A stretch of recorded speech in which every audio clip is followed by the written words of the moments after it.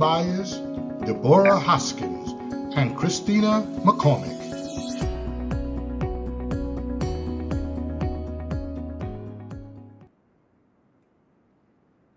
Shalom and welcome everyone to the Righteous View. We are so excited to have everyone on tonight.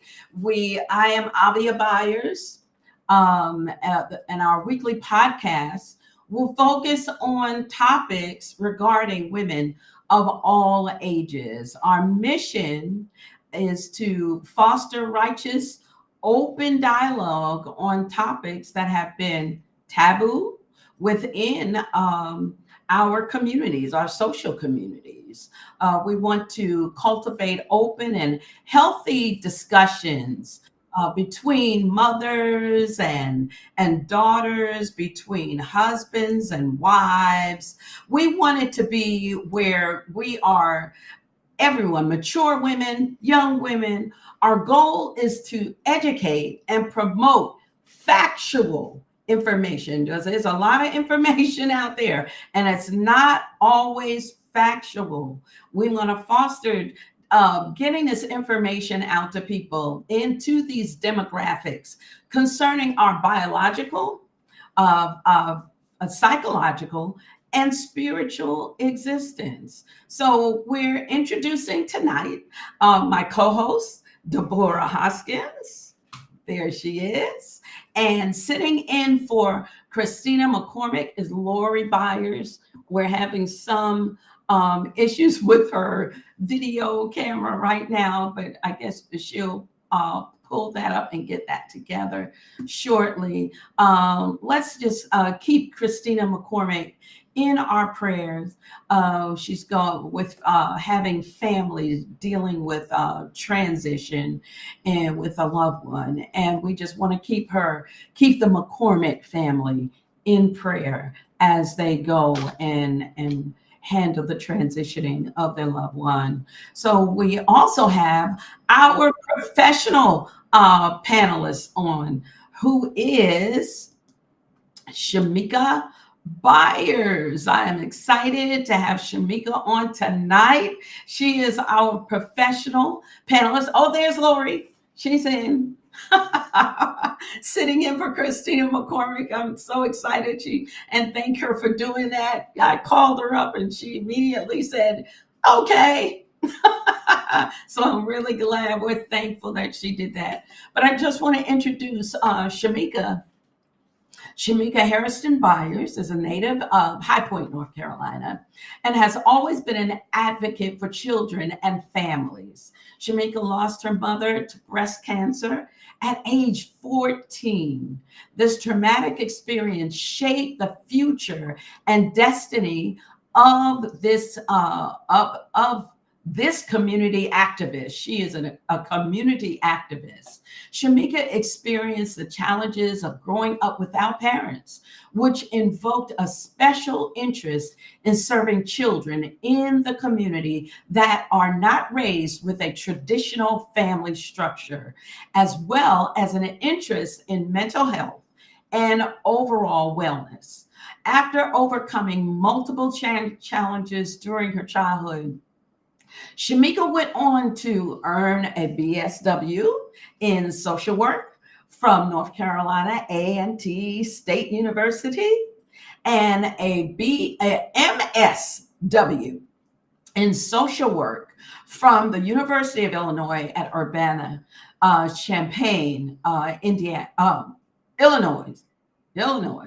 And Shamika has worked in the triad for over 20 years as a mental health and child welfare social worker since that time. In her most recent position, Shamika served as a school social worker with Guilford County Schools, providing services to children and families. Shamika is a wife and a mother of two beautiful children, and I mean, they are beautiful. She is also a congregational leader of Meloha Goyim, or Fullness of the Nations Learning Center in Winston-Salem, North Carolina, where she works closely with the youth and women's ministry. And I'm excited because I think this, this wonderful, talented, intelligent, awesome woman is also my daughter in love. Hallelujah. So I am a little prejudiced, but you know what? She is all of that, and will be able to speak on this. She's all of that and much more than a bag of chips. So we're excited about her coming on, and we're gonna just go ahead and Thank roll y'all so much. to our you are so welcome and so worth it. Thank you so much for coming on, Shamika. Yes, yes. Oh, all right. Oh, okay. We welcome everyone. We're thankful that you're able to come on this evening to join us. I am just so excited about this topic and really what's going to open up tonight. We want to encourage you to tune in weekly. We're here every week. All right. Weekly, every Thursday evening at 6 p.m. Eastern Standard Time. I believe it's 10 Ghana time, but 6 p.m. Eastern Standard Time here in the States, right here for a thought-provoking topics that will hopefully stimulate conversations that are sometimes hard and uncomfortable. So tune in every week. Tell a friend, tell somebody, bring sure you come with your daughters, with your family, and come. Let us get and dig in and really talk about it and really that we really get into the meat of it all right? Yeah. In these topics. All right. All right. And we're thankful. I'm just happy to see Tamika and Lori. Thank you.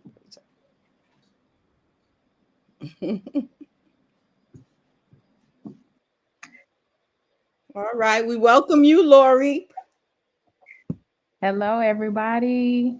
It's so great to be here. I'm so honored that my mom called and asked me to sit in on this one.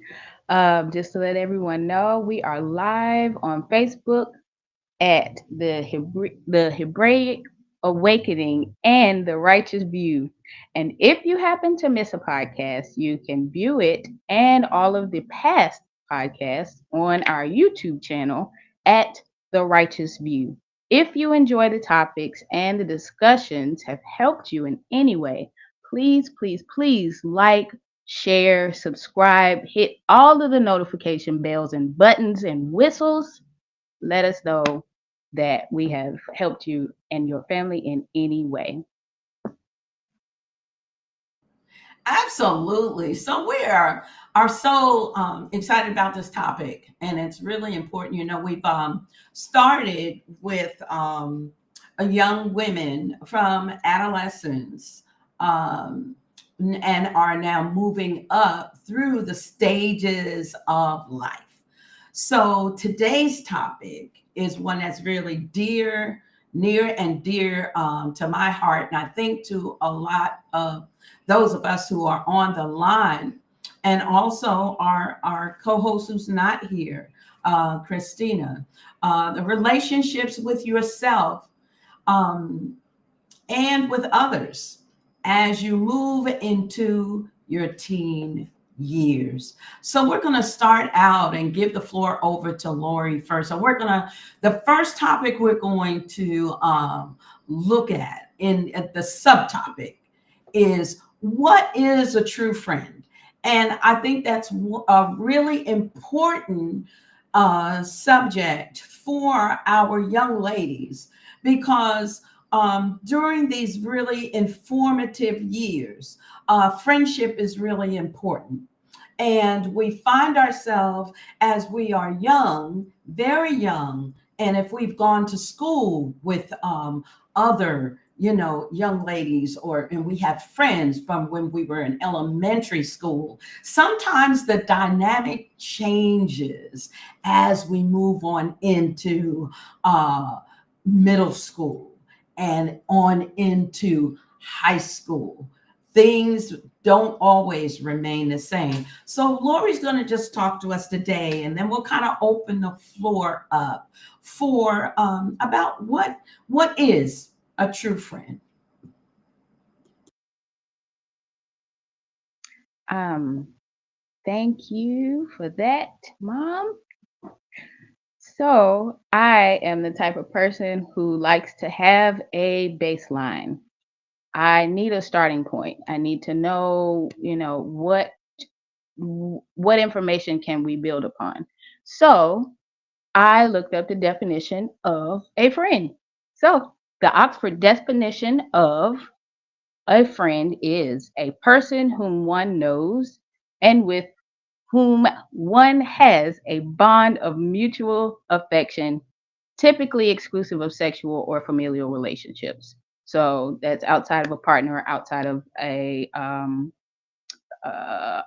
mother, father, sister, brother, outside of those. So, with that being said, we have just that baseline of someone who you are close with, someone you share mutual affection for and with. Of course, we know that there is not much in life that's just black and white and just that stays at that baseline. So there's always going to be what's called nuance. So that means those fine, tiny little details that shades in the beautiful colors and the arrays of life. So from my experience, I'm only 36, about to be 37, but I've been through the teenage years. So in my experience in life, um, I would say that a friend is someone who is trustworthy. A friend is someone who will tell you the truth. A friend is someone who has empathy mutually. You both have empathy for one another. You have support and you have mutual respect. So I think what that looks like is if you are to tell someone a secret, you would be able to trust that person with that secret and know that your name is safe in their mouth, as it's been said. um, Also, a friend will never ask you to do something that they themselves would not do. If they're not going to do it, then they should not ask you to do it. That's my humble opinion. Also, one other important thing, I think in the times of in those teenage years and growing up is knowing when to call for reinforcements. So say things are just not going well in a moment. Maybe you're having some self-doubt or confidence issues, maybe whatever it is. Things seem bleak, they seem hard. Those teenage years are hard. They are hard. Um, A true friend will know when to outsource. They will know when to say, "Hey, Mr. or Mrs. So and so, I think my friend is in trouble." That's important. It really is. Because sometimes things at any stage in life can seem to be a bit bigger than just us. And that's okay. That's okay. We can outsource. So it's important to figure out those solid relationships. And that's what I would call a true friend, solid or sure. So to contrast that, I would like to look at another word, acquaintance. So again, baseline, I looked up the definition. The Oxford Dictionary definition of an acquaintance is a person that one knows slightly, but who is not a close friend. So that's just the baseline. And a little bit of the nuance that comes to mind for me is that this is a maybe person. Maybe they'll tell your secrets. I don't know. Maybe they'll let you do some things that are harmful to you. Maybe they'll laugh behind your back at your expense. Maybe, it's just not quite the same as the friend where you are sure.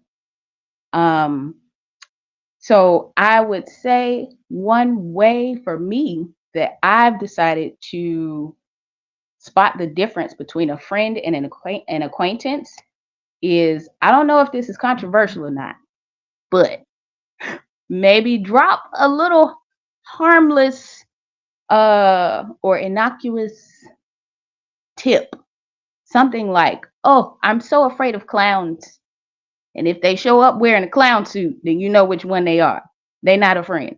Okay? That might be an acquaintance. Or if you hear people talking about, "Oh, I heard she's afraid of clowns." Now you know this is not a friend. This doesn't necessarily mean that you have to absolutely cut this person off, but you know where this person stands in your life. You know that they are not trustworthy. They did not respect you.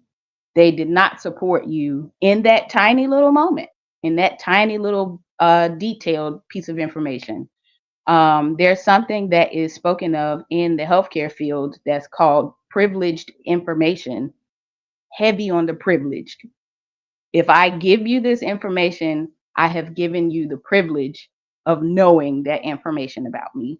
So don't give that privilege to people who are not trustworthy enough to handle that information.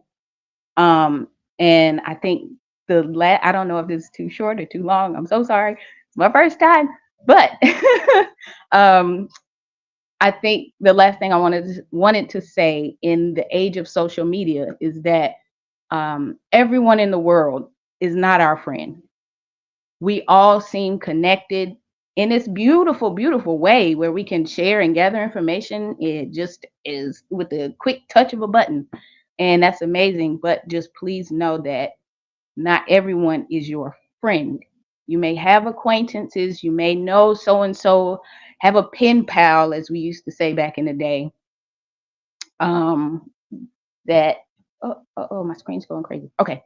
You may have a pen pal or whatever it is. You're writing back and forth, sharing language stories. I don't know what people share, but doing cultural explorations, whatever it is. But know that that is not necessarily a friend until they've proven that over the course of time. Time will tell who is a friend and who is an acquaintance. So just be vigilant and trust your gut. Build your gut to know which one is which. And that's all I have on friendship so far. That is great. Lori, I just want to, thinking about the topic of friend, what is a true? So the operative word there is true. This person is true, trustworthy, tried. Those T's in friendship are really important. When people talk about dotting I's and crossing T's, that T needs to be there with tried, trusted, true. And I just love that statement that I think it was a very good friend of ours said that she read where a child, they were asking, how do you know that someone likes you or is your friend? When I can trust my name in their mouth. Yeah. So I really like that nuance. I really like the idea of it might sound a little sneaky to someone to say, do something like that, or sound a little underhanded. Oh, but really, truly, if you really have a concern, then it may be to your advantage to know whether this person is trusted, whether I can trust this person or not. And most times, people who are not trustworthy, y'all know it, everybody on the panel, it comes out. They usually tell on themselves. So, because they're not trustworthy to anything. If they're not trustworthy as a friend, they're not trustworthy to themselves either, you know? So it will come out. So I wanted to, that was a great, some great points, Lori. I think it's really important for us to understand that there are those differences, acquaintances and friends. And not all acquaintances are friends. You know, they're just somebody who you say, hey, girl, I found a nice little, it's a nice shoe sale at Belk's. I'm giving out my personal information to. You know, I just told her it was a nice, it's a shoe sale at Belk's. You know what I'm saying? But these are the things that we have to learn as we are maturing, going through, especially going through this age. Yeah. Anyone else want to bring something? A lot of what Lori said, in total agreement, because everyone isn't. And just a thought, here in Proverbs, I just wanted to, that's what came to mind. Because sometimes, like she mentioned about friends, but here in Proverbs 18:24 tells us a man that has friends must show Friendly. himself friendly.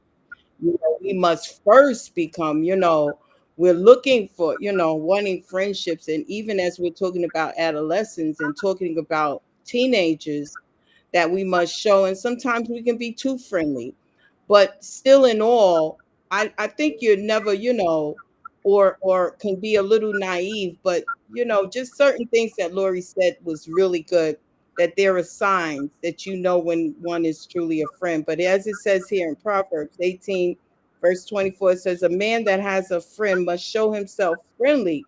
But then further it says, and there is a friend that sticketh closer than a brother. And that's a true friend is going to be with you thick Mhm. and thin. Whatever, they got fair feather. You hear people talk about fair weather friends. Like when everything is going good, they around. But when it gets tough or things are going, and even as young, teenagers, someone start talking about you or whatever, are they going to stick up? Are they going to stick up for you? Are they going to stand by you? Even when people are not telling truth, even when people are saying, or even sometimes we make mistakes. Even, it's not that we're always, because that's some things that we, teenagers and even as adults, we make mistakes, whatever. But a true friend is not only going to stick with you, they're going to tell you, as Lori said, tell you the truth, and they're going to stand by you. And just as, think about a brother, think about a sister, a true sister, a true, who's going to stick by you. So I'm in total agreement that these things, and just on me when I was younger, just to give you if my sister was on the line, she would say everybody was my friend. And that was me as a kid, as a teenager, everybody was my friend. And I knew some of them weren't my friend, but I was just always friendly. They wouldn't be all there. And I remember my dad used to say, where's your friend? I say, Dad, he would give us something. I said, well, how about my friend? I'm always looking out for my friends. They weren't always looking out for me, but I was looking out for them. But I say that, you learn, you learn. And even as my dad would even tell me, he said, baby, everybody is not your friend, and even though I think I knew certain ones weren't, but I just always had that I'm going to always be friendly. And then later on, I was blessed with absolutely wonderful friends. But these are things too that remember is in teenage years and these young adolescents and so forth, that everyone isn't a friend, but you can always present Right. yourself friendly, but they may not be a Absolutely. friend. They may be, Absolutely. as you said, a, just an associate. Everybody isn't until That's one right. is proven. Just as they should prove you as a friendship, as a true friend, you have that right to prove them as a true friend as well. Absolutely. Lori. So even as we, Yes. oh, Lori, go ahead. You know, I'm sorry. I was just listening to what you were saying, Prophet Deborah, and I that's amazing. Yes, not everybody is your friend, and being friendly doesn't equate to being friends. Yeah. And so that I think that's an important nuance that we have as well. It's good to be friendly. That's good, because you might find your best friend in that way. Being But I friends. was also thinking yes, I was thinking to say that I personally find it more fulfilling to have just a few friends, like actual friends, and be okay with many acquaintances. Right. Um, because acquaintanceship can get you places too. That can get you into doors. Say, hey, I know such and such. Oh, well, let's meet up. Let's do that. Let's do this. As you move further in life, in I guess the business world, that can help you in that manner.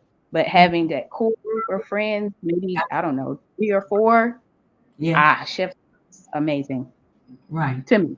Right.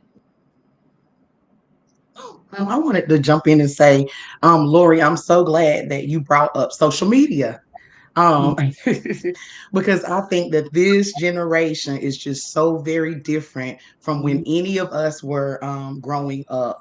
And so come on social media now, they would call us that use Facebook old heads, because really the youth are not really on Facebook like that. But when you go on there, what does it say? It's a friend request. And so you get a notification and it says somebody such and such wants to be your friend. And so a lot of times we have gone through life. Well, we can say this, our children, not the same. For us, we've gone through life and meet people in all manner of ways. We could have known some folk for years, or it could be somebody we just met today, but Facebook says friend. And so even on all the other social media platforms, I think that sometimes our young people and even some of us as grown folk get confused on what exactly that means. So if somebody sends you a friend request, it doesn't necessarily mean they want to befriend you in the way that we're speaking of. Sometimes they want to know more about you. Sometimes it's to study you to see if a friendship could grow from that. Sometimes it's just to be nosy and to see what you're up to and what you're doing and all of that. But we have made, yet we use that term so casual and we use it so lightly. And I think that it fails our young people because so much drama. And I'll say, Ivy had talked about all these accolades that I have earlier, right? But my major one, the one I'm most proud of, is that I'm actively raising 2 teenagers right now. My son is 19 and my daughter, girls, okay, she's 14. And so much has occurred or come up because of social media. We've not let Elise really be on social media at this point, but she's so ready. And I'm just prayerful, and she's way behind the curve for her friends. But just by me being in relationship with her, we talk about everything. She is my little best friend. So much gets started on social media, and there are kids who truly thought somebody was their friend, and they poured their heart out and shared their all. And the next thing you know, they're reading it on social media. And I've also worked in the school system, so a lot of the disputes that come up, a lot of things occur outside of the school, outside of the classroom, and are happening on social media. So just the whole idea of knowing someone doesn't make them a friend. Somebody living in your neighborhood doesn't make them a friend. And I laugh when I think back to when I first started dating my husband. And I knew a lot of people. I was very friendly, like Deborah was saying for herself, right? And he would always say, well, you introduced me to some people and some people you don't. What's up with that? This is when we kind of started dating. And I was like, oh, you didn't need to know them because they're not, that's an acquaintance. And who my friends, that's what I guarded. And he was able to meet those and they were able to know him. And he laughed. And then I know he said one day he was waiting to see, well, when she introduces me, how will she introduce me? Am I a friend or am I an acquaintance? So knowing people does not make them a friend. And like I said, social media puts it out there like, oh, well, but you really know nothing about them. And then let's remember, for all of our young people, you're only going to show, you can be whoever you want to be on social media. People are only going to show you whatever they want to show you. So I guess I'm just gonna say it's good in the sense that we can reach way more people, but it takes building relationship. It takes actually face to face and getting to know people, especially when you're that young. And my only other thing I want to say is that as parents, first of all, we are our children's first friend. And so a lot of what we do is teaching them about true friendship. So my daughter learns what a true friend is by looking at me and looking at my relationships and looking at my friendships. And then I kind of hang out and watch her. And sometimes it works and sometimes it doesn't. But I try to get to know who she considers friends and point things out to her to say, was that seems a little off, or what do you think about that? But we know when you're working with adolescents, if you just straight up tell them, nah, that person is not, sometimes they'll resist just because you are their parent. So when I see stuff, I let her know, and I'm very black and white. But what I've also learned to do is just kind of gently point her in that direction and say, that was interesting. Or what did you think about when such and such did that? Because they don't learn what friendship is. They don't learn what that's supposed to look like. And that causes them to allow people to treat them. If you're a super nice person, which this is my daughter, she's so sweet, so innocent. I'm thankful that she is still that way Really because is. she's like that and has not experienced really people harming her. Then she thinks everybody she meets and comes into contact with in this world is going to be like her, but they're not. There's so many personalities. So I'm gonna stop there and just say we teach them about, they learn friendship through us. They learn sisterhood through us. So we do have one question in the chat, Yes. and it's from our sister Tina. Hi, Christina. Um, so she's asking, how did you set the rules for no social media, seeing she's in high school now? How did you do that? Okay. So shalom, Tina. So for Elise, she is in high school, and like I said, she's way behind the curve. We're blessed to have a super obedient child. That's how we said it. And every time she wanted to, we said, no, not yet, you're just not ready.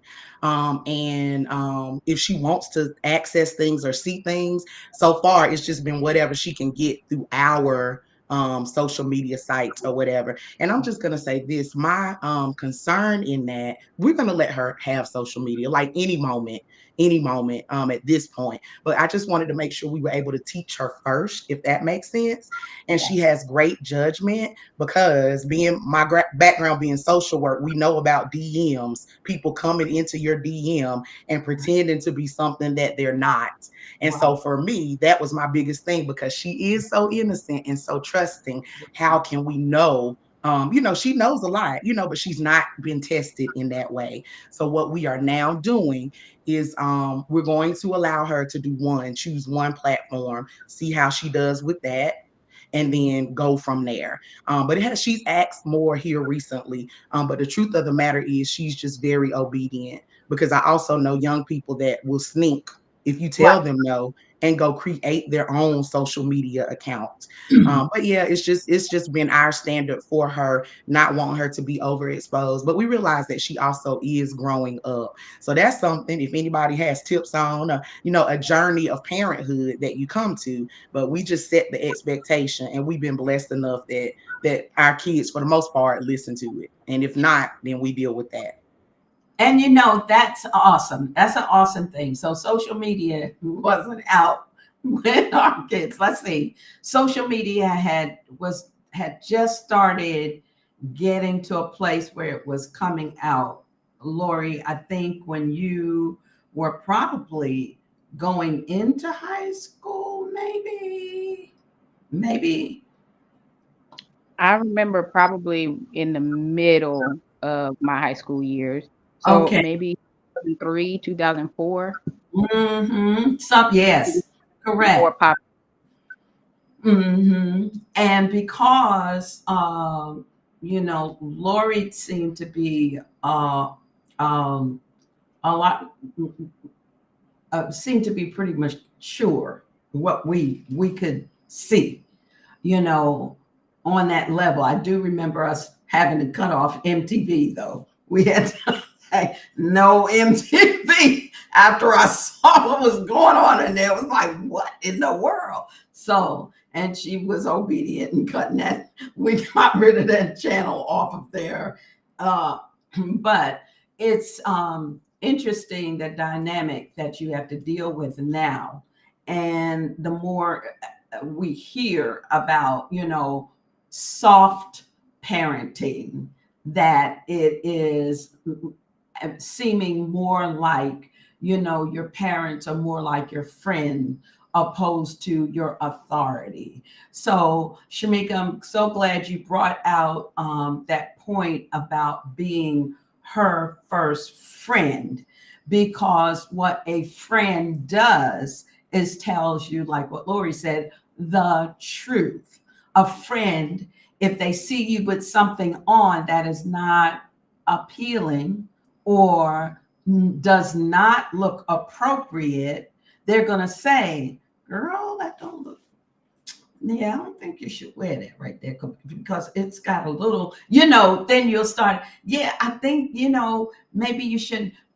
And that's when I heard one of my students at Winston State say one time, Mrs. Byers, she needs better friends, because a good friend wouldn't have let her come out the house looking like that. So in doing that, then they learn. That's such a great understanding of process, that children go from their parents being that covering over them as a friend and caring for them in that way. And then they go and matriculate into these other relationships, in their life. But what happens too many times, the parents get so inundated with work, with career, with this, with that. If they're going through marital issues, if they're going through family issues, if they're going through, sometimes people are going through depression, anxiety, stressful situation, and they're missing things that they should be seeing and being attentive to with their children. And therefore, the children sometimes get lost in the sauce. They get lost in everything that's going on in the life. Remember a young lady saying, I'm so glad that you have a friend now, because I'm tired of hearing all of your business. That's terrible when your child comes to you and says that to you. I'm so glad, Ma, you got a friend, because I'm tired of hearing all your business. And so, it's funny as I think about it now, but the child was going through having to deal with the weight of the mother's, social circumstances, dealing with, the whole of whatever was going on in life. And it's, the things that will come out of our children's mouths when they, really stop and just flat out tell the truth about what's going on. And sometimes it's children can be exposed to a little bit too much. And I think that happens a lot now, because there's a lot out there now. I remember my mother saying to me, I never had to deal with what you are having to deal with. Now I'm looking at Shamika and saying, I never had to deal with what you are having to deal with now. So it's the evolution of of life, society, on our children, on our families, and trying to keep things in a place where it is conducive to love and and respect and integrity. And that's one of the things that I always tell people, look, there is something that I call within a friendship. It's called relationship integrity. So we give and we take. It's not me always giving to you, but when I'm in need, you're nowhere around. But every time you need me, I'm there.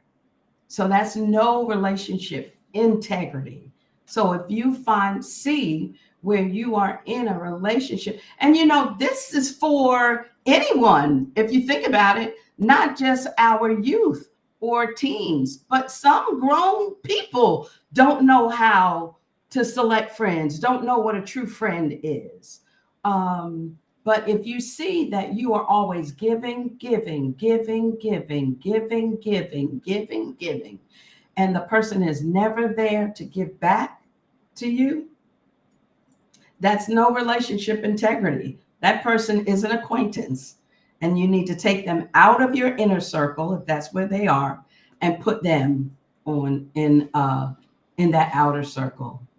So, does anyone else want to say anything concerning that, or we'll I roll oh on to Deborah? I just wanted to kind of land back some on what Shamika has said, because that is such a big thing, social media. Mm-hmm. And it is very prevalent, and I love what she said, of how, that first relationship being her with her daughter. And even a father, it hasn't, and I know there are single homes where the fathers may not be there, but it's important that that parent has that relationship where that child is not, or that teenage is not looking, because sometimes it starts even younger, when you're giving them the tablets, when you're giving them the things, and they're on these TikToks and they're on different things and all these different social medias, where they're saying, well, that's the thing. And they infatuate. Kids tend to infatuate. They make situations or things more than what it is, from just the mesmerized by the things that's going on. So they make these things, imaginary things, even a friendship like this is the thing. Whereas if they have that one-on-one with the parent, or even parents, a household, a family, where the dynamics are, or they're being stimulated, because a lot has to deal with being stimulated, and they're looking for that in other areas, where it needs to be in the household first. Mm-hmm. You know what I Right. mean? And in that household, like, and I know that, Lish, she's a sweetheart, but the boundaries were already set. There was certain, and even how Shamika had said, how in essence, even with friends, Mm-hmm. how she said, taking notice, not being naive and just letting your kids go and Right. do. You're being tentative on who they're associating themselves with.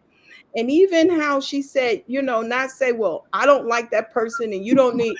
Well, what do you think about it? Let them have their own Mm-hmm. reasoning, that they're learning how to reason. Mm-hmm. That's because they're immature, but you're teaching them to Right. use certain tactics where they can learn, and this is how they mature. Well, mom, what you Yeah. said, or dad, what you said. They'll think about it, even if they don't say it right away. It's something that sticks with them, and that's why it's important as a parent to be in tune with your Correct. child. no matter how important your jobs are, and all of these Right. things, you got to make time Right. because they're your responsibility. That's the first and the foremost. The jobs is not your major responsibility. Your child That's right. is. And that's what you want to raise them, because just like we know the social media, we know all the ins and out, and even how they'll go on. And all these young people got phones. Mm-hmm. They get phone numbers or whatever, and they're texting. And a lot of things, you ain't looking at their phones and you don't always know what's going on. But with that relationship, you know when something's off. You know when something just, so you tune in and you be alert. And just as you said, Avia, in regards to um not having them so much in your business too, because a lot of things, even with parents, when you're with parents, if both parents is in the home and they see that you're not respecting one another, they're going to side. Let me tell you, young kids, one thing about teenagers and children, they know how to play. They know how to play a parent on another Right. one. They know, I'm telling you. So you got to be somewhat of a united force, and there has to be respect Right. always. Respect that has to be that has to remain, and that's why I said about the boundaries, because they're not Right. experiencing. And when they become teenagers, like, oh, they're in this position where they think they're grown but they're not grown, and they're feeling their oats. And especially as we talked about adolescents, going into puberty and all of these different things. They say you smelling yourself. Remember, parents say, oh, you think you smelling, and these things go on. Okay, you think you smell, let me give you the real deal, and then you kind of tune in where you get to, you got, because if you give a little room, before you know it, you done lost sight, and it's hard to get that back. That's true. And so with that, we're going to roll right into the levels, Deborah, Yeah. of relationships, because some people And don't yeah. know. Lori went into it, and it's a great lead in to your segment in talking about levels of relationships. Yeah, and just as you mentioned, the levels of relationship, and then they're different from the younger teens to the older teens, like middle school area, when they're in the middle school, and then when they're in high school. So you have, as as Lori was talking about friendships, you have casual friendships. These are acquaintances. You have close friendships where it's tried and proved. And then there's romantic interest, like we said, that puberty, they start, having infatuations, and and then, even now, this younger dating, that we see that, even as we see in younger kids, because some parents don't know when a child, so they're starting even younger, teaching, the little boys, and about, like, they can do giving gifts and different things, that's not, there's certain levels. So as a parent, as a mother, with your daughter, teaching them that they are special, that they're jewels, and knowing how to handle and have integrity, and not be pressured by peer pressure. So as we said, in casual dating, so group friendships is, as I have here, large mixed gender group where social interaction and primarily focusing on shared activities and group dynamics. So this is how a lot of times friendship starts. You got groups in school, or even in school, and different ones in the neighborhood, where activities that you get to know one another. But these are only friendships, not friends per se, because they're different levels. They're casual. Some may be more intimate. When I say intimate, that means having a personal relationship, in an essence where you're able to confide in one another, as Lori talked about, a good, friends. And then you have those, as I mentioned, in regards, they call them crushes, brief infatuations with peers, often based on social status, one who's popular that you want to kind of be, with, and then, with mineral interaction. You don't even know them, but because of who they are, I want to be their friend. No, be your friend. You be your own first friend.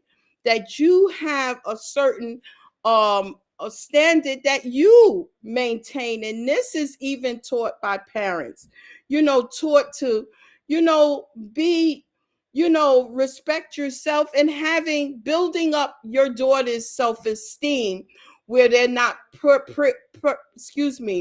pressured by peer pressure, because peer pressure is a major thing as well.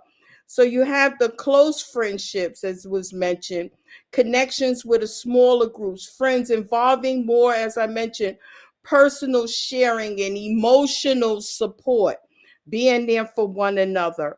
Casual dating, not always in a romantic or something, but just certain interests, non-exclusive relationship, getting to know one another, and just development. There are the different stages.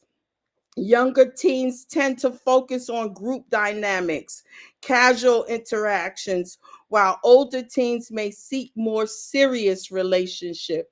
But there are bonds, that children have, even from early childhood, that they maintain, but understanding who's a friend, who's not, what is, as we've been talking about, those who are just acquaintance, but also not being peer, realizing that peer pressure is real, and some who are pressured, and teaching, one, as you're having that relationship with your daughters, not giving in to peer pressure, being your own person, being, confident in the skin that you're in, even though you may not, they like certain acne. We talked about certain things with skin condition, just different things. And we know that bullying and teasing and all kind of things can cause one, but this is where we as parents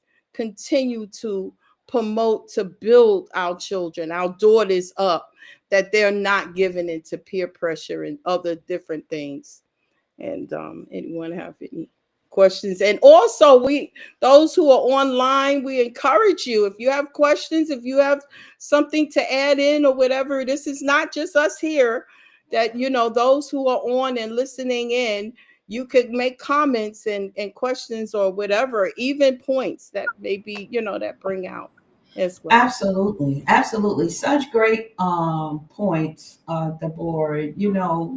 When we have to look at that, there are some adult people who don't know that there are levels of relationships. That's right. So it's important for us to be able to and this is not going to sound good, but I'm kind of a really black and white person. So I like to categorize things. I like to put things in categories. Things that have a priority, things that are less priority, and things that are just low on the stand or the level, the priorities. And sometimes what we find ourselves doing, because, and I'm glad you brought up that point about wanting to be someone's friend because of a social status. That, and this is one thing that social media has really done. So the whole television, YouTube has taken the whole social media. I know people talk about Facebook, but these YouTube TikTok. creators, I mean, and people just getting crazy to be on people's YouTube channels, and people are making, I did not realize the amount of money that these YouTubers make. I'm like, wait a minute, what can I do on YouTube? I can make some money. Man, oh man. And people want to be around you or call themselves your friend because of social status. So we experience that a lot here in Ghana because we are from another country. So people want to be able to say, "Oh, you're my friend, my friend, my friend, my friend." I'm like, I don't know you. You ain't my friend. I mean, I don't know you like that. Yeah, because I don't call everybody friend. But here, people might get a little more offended when you say, "No, we're not friends," like that. But they have, because the culture is different in what they call people. That's why everybody, calls people just out of, if you're older, mom or mommy or daddy. It's not that they have that level of respect for you. They say that, but they it's because it's culture, and this is what they do as a culture. So when we look at these relationships, we have to look at them from a very literal standpoint. And I just don't use. I'm one of those people that I don't use that word friend lightly. So I'm not going to say this is my friend if they are not truly a friend. I'm going to say, let me introduce you to blah, blah, blah, blah, blah. And you don't have to put any kind of title on it. It just means you know them and you're introducing them to somebody. Or I know this person. Yeah, I've come to know that person. Yes, I met this person. But it seems to be like a social important on many levels, especially within that age group that we're talking about. That it's important for me to be connected to you in some kind of way because you're somebody. So we have to be careful of that because some people want to get to know you because of what you can afford them or what they can get from you or what they can like if you had a friend who was wealthy, when you were in school, and it's like they always giving you stuff, hey, take this, I can get another one. Hey, take this, I can get another one. It's like because you have this friend who is wealthy, now that is taken advantage of. So and then sometimes when people are wealthy when they're young, they find themselves in those positions because they're seeking a true friend. So a lot of times they don't realize these people are taking stuff from you and they're not your friend. They're just taking advantage of you. So I think we can all take something from that, experience. Something else that I had here, and something fluctuating emotions, talking about relationships with teenagers.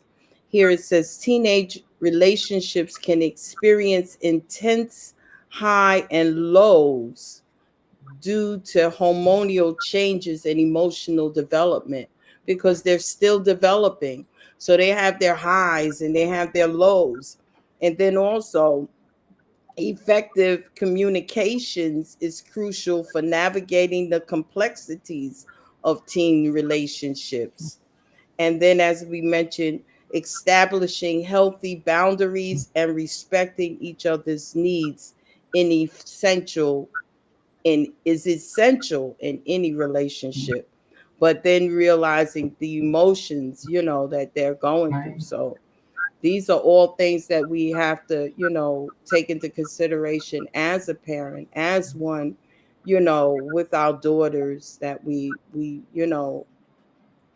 kind of key in on these different things as well. Someone, so true, Deborah. Someone also put in the chat that this also happens in different churches.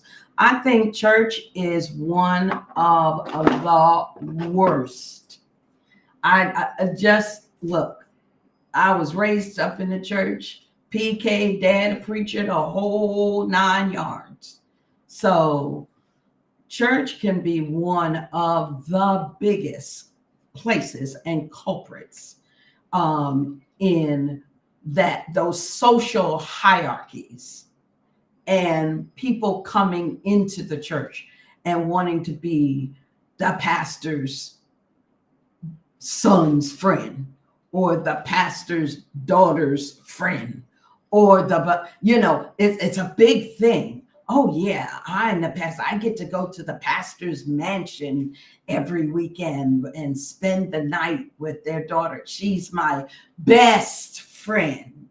And then all of a sudden it goes from you not knowing this person and the bad part, okay, you not knowing this person and then finding yourself in a really intimate place where these people live and seeing them outside of this church or religious establishment, and then also having there's horror stories about young people being taken advantage of because this pastor, shepherd, preacher, teacher, whoever family has now taken advantage of this person, and the person was just enamored at the thought of being in this pastor's house or this bishop's house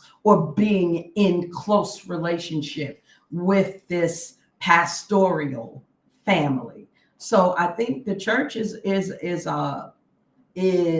can be very toxic in that respect, because sometimes friendship is just not, there's no lines, there's just no lines, and then you find yourself it's just unfortunate. That I'm glad you put that on there, Evelyn, concerning that, because even in not just those social areas in school, in work, but in our spiritual gatherings, sometimes can be very hard to know who is friend and foe.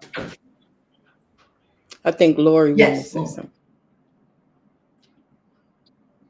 Thank you. I was going to say to Prophetess Deborah's point about the emotions, I was sitting here thinking about that exactly, that during those teenage years, all of those emotions are really being honed in that.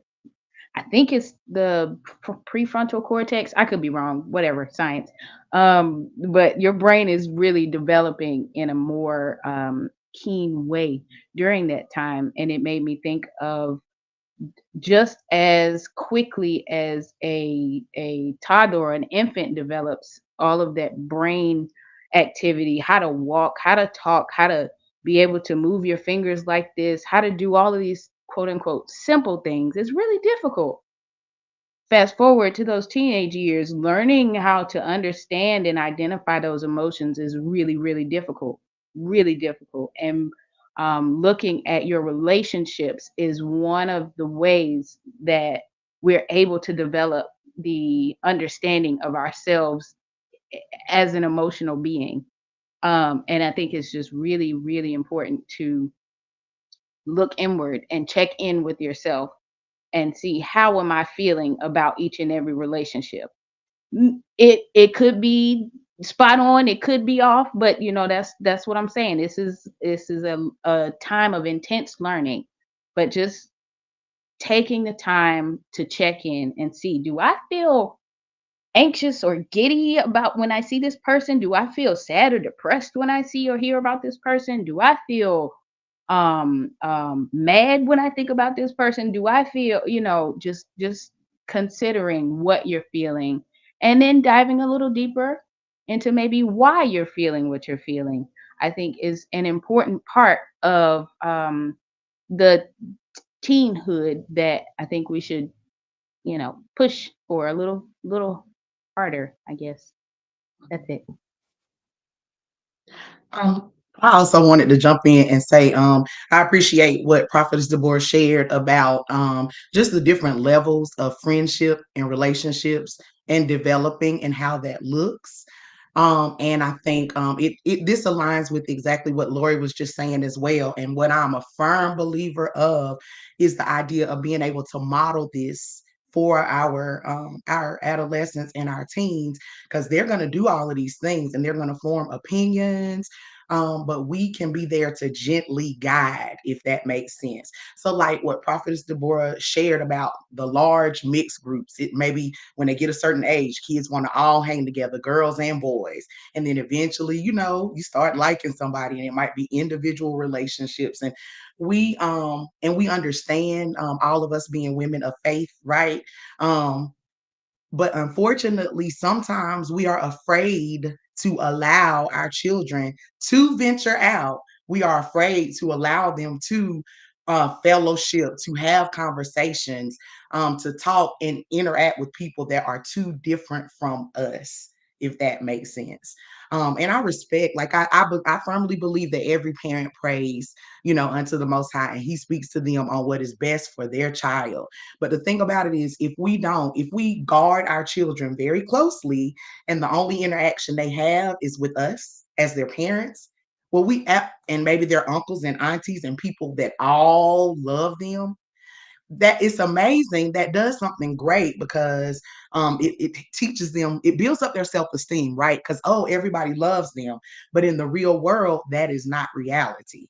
So if a child is not allowed to socialize and is not allowed to go out and make these mistakes, and reason and learn what friendship is, then you're setting them up, because when they become an adult, you can't go with them everywhere as a parent.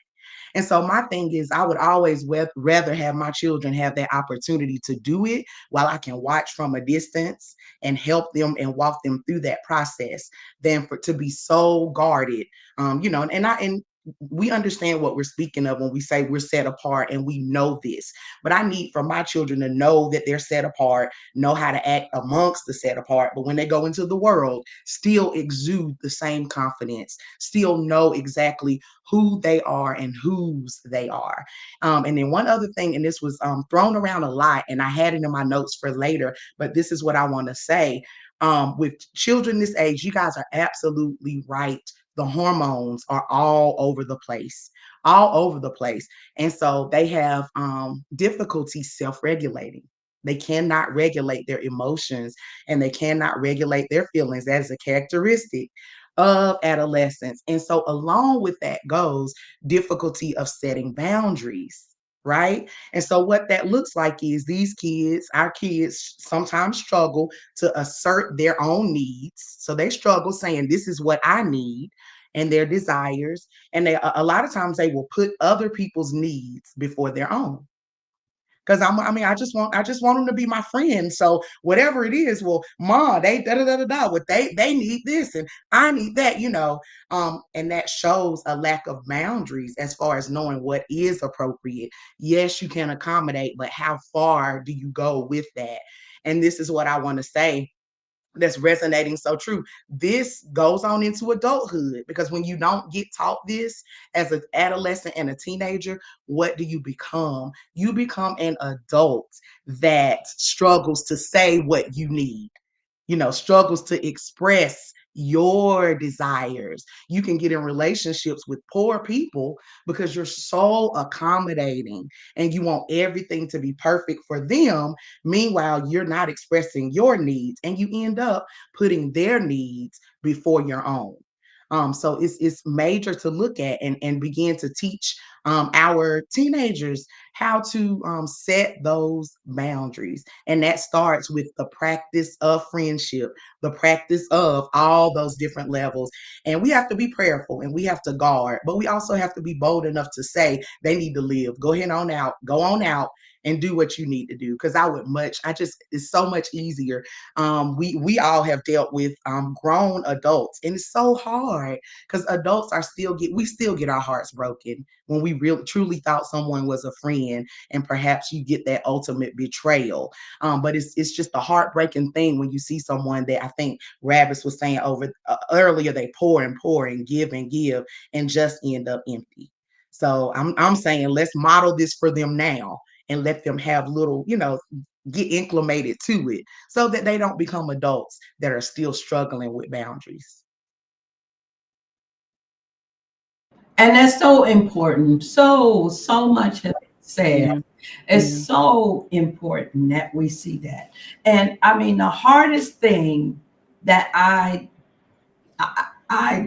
think I did as a parent was had to stand back and allow my children to experience certain things, because you want to be Yeah. there to just grab them and hug them. You want to be there to fight for them. Look, I feels that way right now today. Bother one of my kids, I will get on a plane and I will come to the United States and I will hurt you. I mean, I'm telling you, don't bother my kids. Don't bother my children. So, but that was, I think, one of the hardest things as a parent, to allow them to be able to live and to be able to experience. And then you are there to be able to help them and walk them through. And you're able to give them. I remember, Lori, and I know you remember when we had our conversation that time. And she was telling me about a friend, and she was just going in, and I could tell that her heart was just so heavy. And she was like, I don't understand. I've been such a good friend, and and I said, Lori, in life, sometimes people don't love us the way we love them. So you you're going to meet people like that in your life where you are given 100% and they giving like 20, and they good because that's all they're willing to give. So now the ball is in your court where you decide whether you're going to spend any more time in this relationship. So that's one of those things. The sooner you learn it, the better. But the hormonal thing does come in there. And the thing about wanting to be liked. And I remember that being in middle school and being in high school and wanting to be liked by people, wanting people to say, that you were cool or that it was nice hanging out with you or all that. But you didn't get that all the time. So it's important for us to share with our daughters and our children, period. That not everybody's gonna like you. And Shamika, on that note, I'm gonna take this, but I'm gonna quote you, Shamika, on this. And I still say this quote to this day. I just said it to our assembly not too long ago. You can be the sweetest peach in the world. But if somebody don't, and it's the best peach cobbler, you can be the best peach cobbler in the world. But if somebody don't like peaches, guess what? They're not going to like you. Period. Not everybody in the world is going to like you. So we have to get to that place where there are some people and it's okay.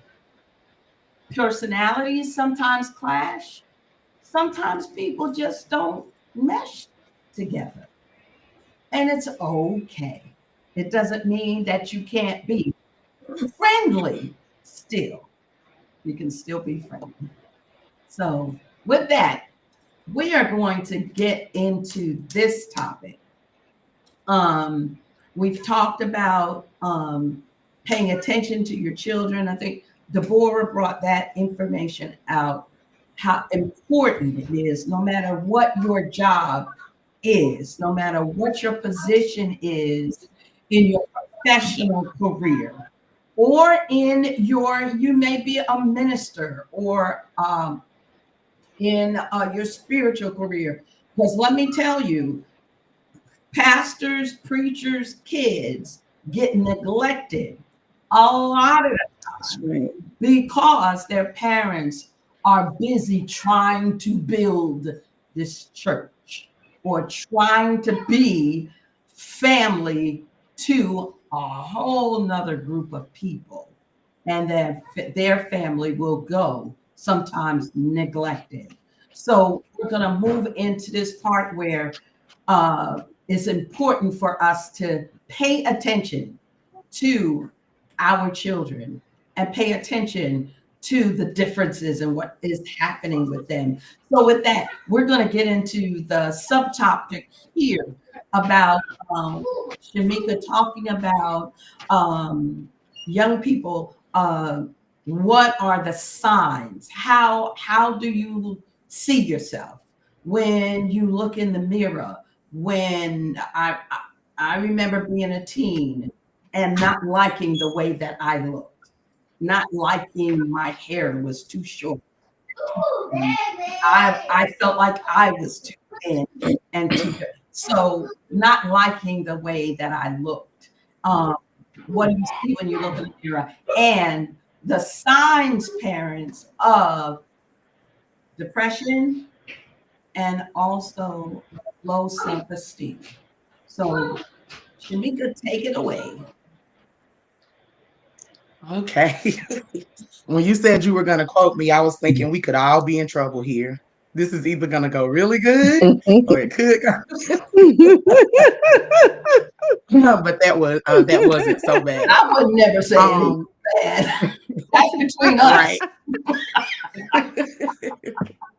Um, yeah, so this is a very I've enjoyed everything thus far. Again, I'm thankful to be here on the Righteous View with these righteous women of Yah. Anytime I think about this, the topics that we're speaking of is very dear and near to my heart.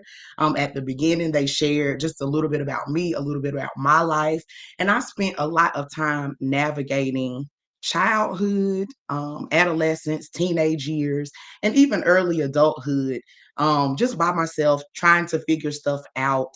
And it came from, and this is common. I feel it important to share this because we want to look at the reason why. Why do kids end up with low self-esteem? Why, in fact, do kids end up depressed? What is going on? And when it gets so bad, because unfortunately, suicidal ideation, it can get that is the extreme of it, right? It can go to just little small self-thoughts, negative thoughts, all the way up to that. And so I think about, and I'm gonna be really quick on this one. Both me and my brother experienced losing our mom at an early age. I was 14, my brother was 16. And so the consequences of that, it looked very different for both of us, if that makes sense. So my mother was sick from the time I was 8 years old all the way up until she passed when I was 14. And what happened during those years is all the adults in our life were so busy caring for my mother, which was very necessary. She was ill. So her aging parents, were taking care of their daughter, which no parent ever wants to be in that position of. But, the cancer was just, racking her body. On top of that, I have 7 uncles, 3 aunts at that time. But my mom, she wasn't even the baby of the family. But all of the adults in the situation were very busy processing their emotions, their feelings of losing their sister. This is, this is what's going on. We're all praying to the Most High. She fought for however many years, but ultimately we see her health kind of going downhill, right? And then you have her parents who are already older and they're doing the best that they can. But their job, and we lived in the household with them, their everyday task is to take care of my mom, who, by the way, is now in a hospital bed, can't breathe, she can't do anything to take care of me and my brother because her own health does not allow her to do these things. And so then you have me and my brother. And if you meet us even today, we are so much like night and day. So much. I mean, I think it's a lot of characteristics that are the same, love, knowing the Most High, but we are very different. And so we're both experiencing this same situation in life, but it's affecting us both so very differently. So for me, I've always been a talker. Well, that's changing though. That's another episode, but when I was younger, just very outgoing, so much of a talker. So this is, I only know what adults told me. So intelligent, so outgoing, identified as academically gifted, excelling in school, doing all the things. And so it's like constantly getting praise. But the thing about it is the consistent for me when my mother was healthy is that she was there every single time. She didn't miss a beat. So while it's been all those years, I attribute my style of being a mother to what I experienced, right? Because I remember she came until her health failed her. I remember the last school program that she came to for me, and she had to be wheeled in because she could no longer walk. So until she took her last breath, she was there. I was that student that was supported. People saw the potential in me. A lot of stuff happened. This is just a comparison of me to my brother. My grades were great. So what I did was, while I was hurting and I didn't understand what was going on with my mother, and the adults around me again were not to attack or anything, but they were doing the best they could, but they weren't minding the store. So Shamika, because I made good grades, because I stayed on A honor roll, AB honor roll, the assumption was that I was okay. Oh, well, that's going on, but look at her. She's still doing good. Her mom is not doing well, but look at you persevering even beyond all those things. And so it appeared on that surface level that I was good. And you're hearing this, nobody can be good when you have this much going on. Nobody can be good when I remember days when my mother would be screaming to the top of her lungs in pain. Before I left for school, I could hear her and standing at the bus stop. And when I came home, and you were at school for 6, 7 hours, that level of pain was still that high. She was still, how did she do that out as a little girl? I don't know what's going on, but I know that my constant was school. And we went to church, so God, and I believed he would heal her. I really did.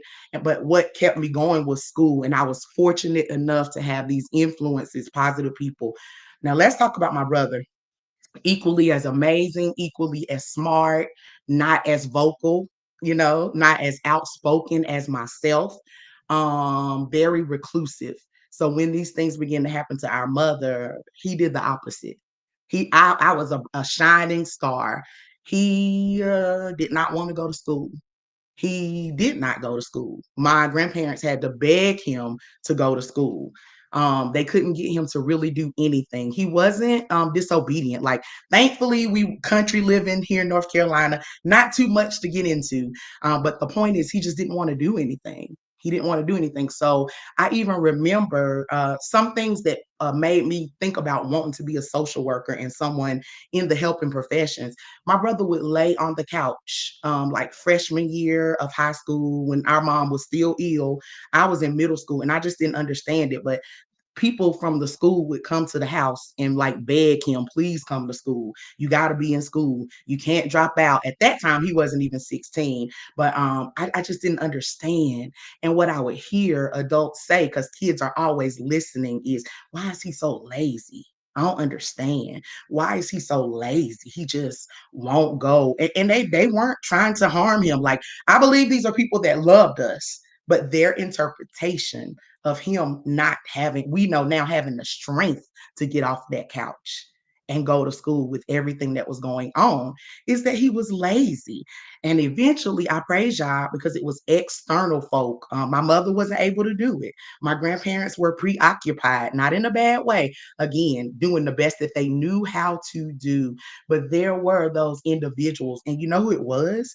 Sometimes it was my friends. I did develop friends, some of their mothers who took time to see what was going on and just grabbed me and said, "Come here. You're gonna do this. You're gonna be all right."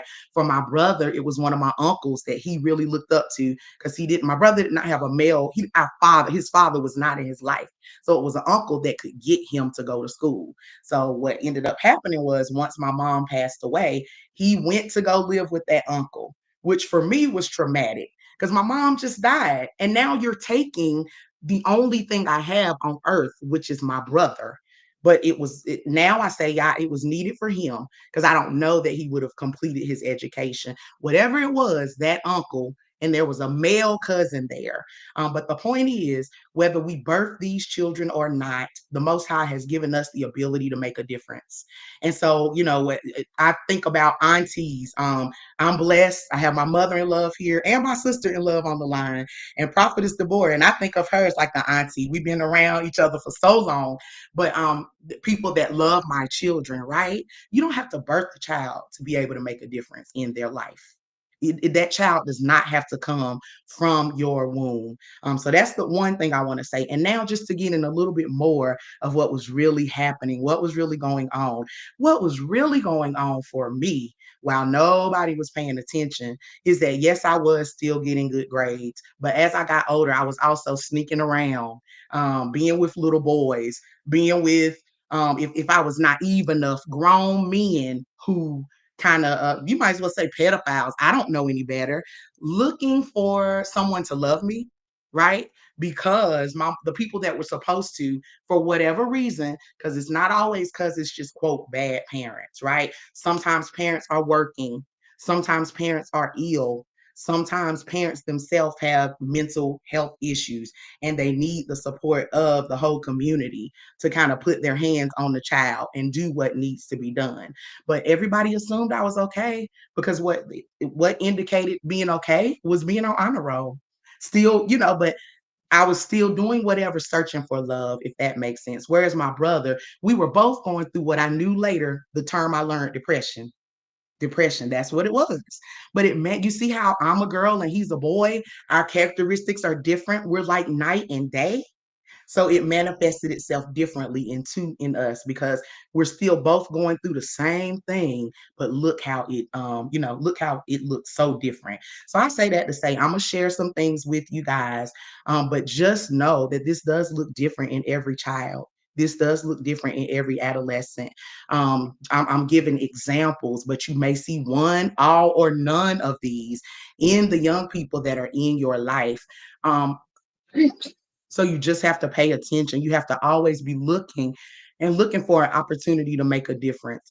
So the first thing that I was asked to share about was just low self-esteem, and what that may look like, and some of the things that might cause low self-esteem, or things you may see in a young person that is suffering from low self-esteem. And as we were saying, young people, but if we just go to our inner child, some of this stuff, it resonates for us as adults. We're still working through these things. And so one of the things is negative self-talk.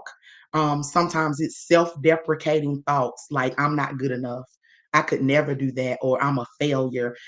Difficulty accepting compliments. Someone where you're trying to say, oh my gosh, you're amazing. You've done such an amazing job. I'm so proud of you. But they try to downplay or dismiss it, because they don't believe that they're worthy of praise. Avoiding challenges. So they might stay away from opportunities that could lead to failure.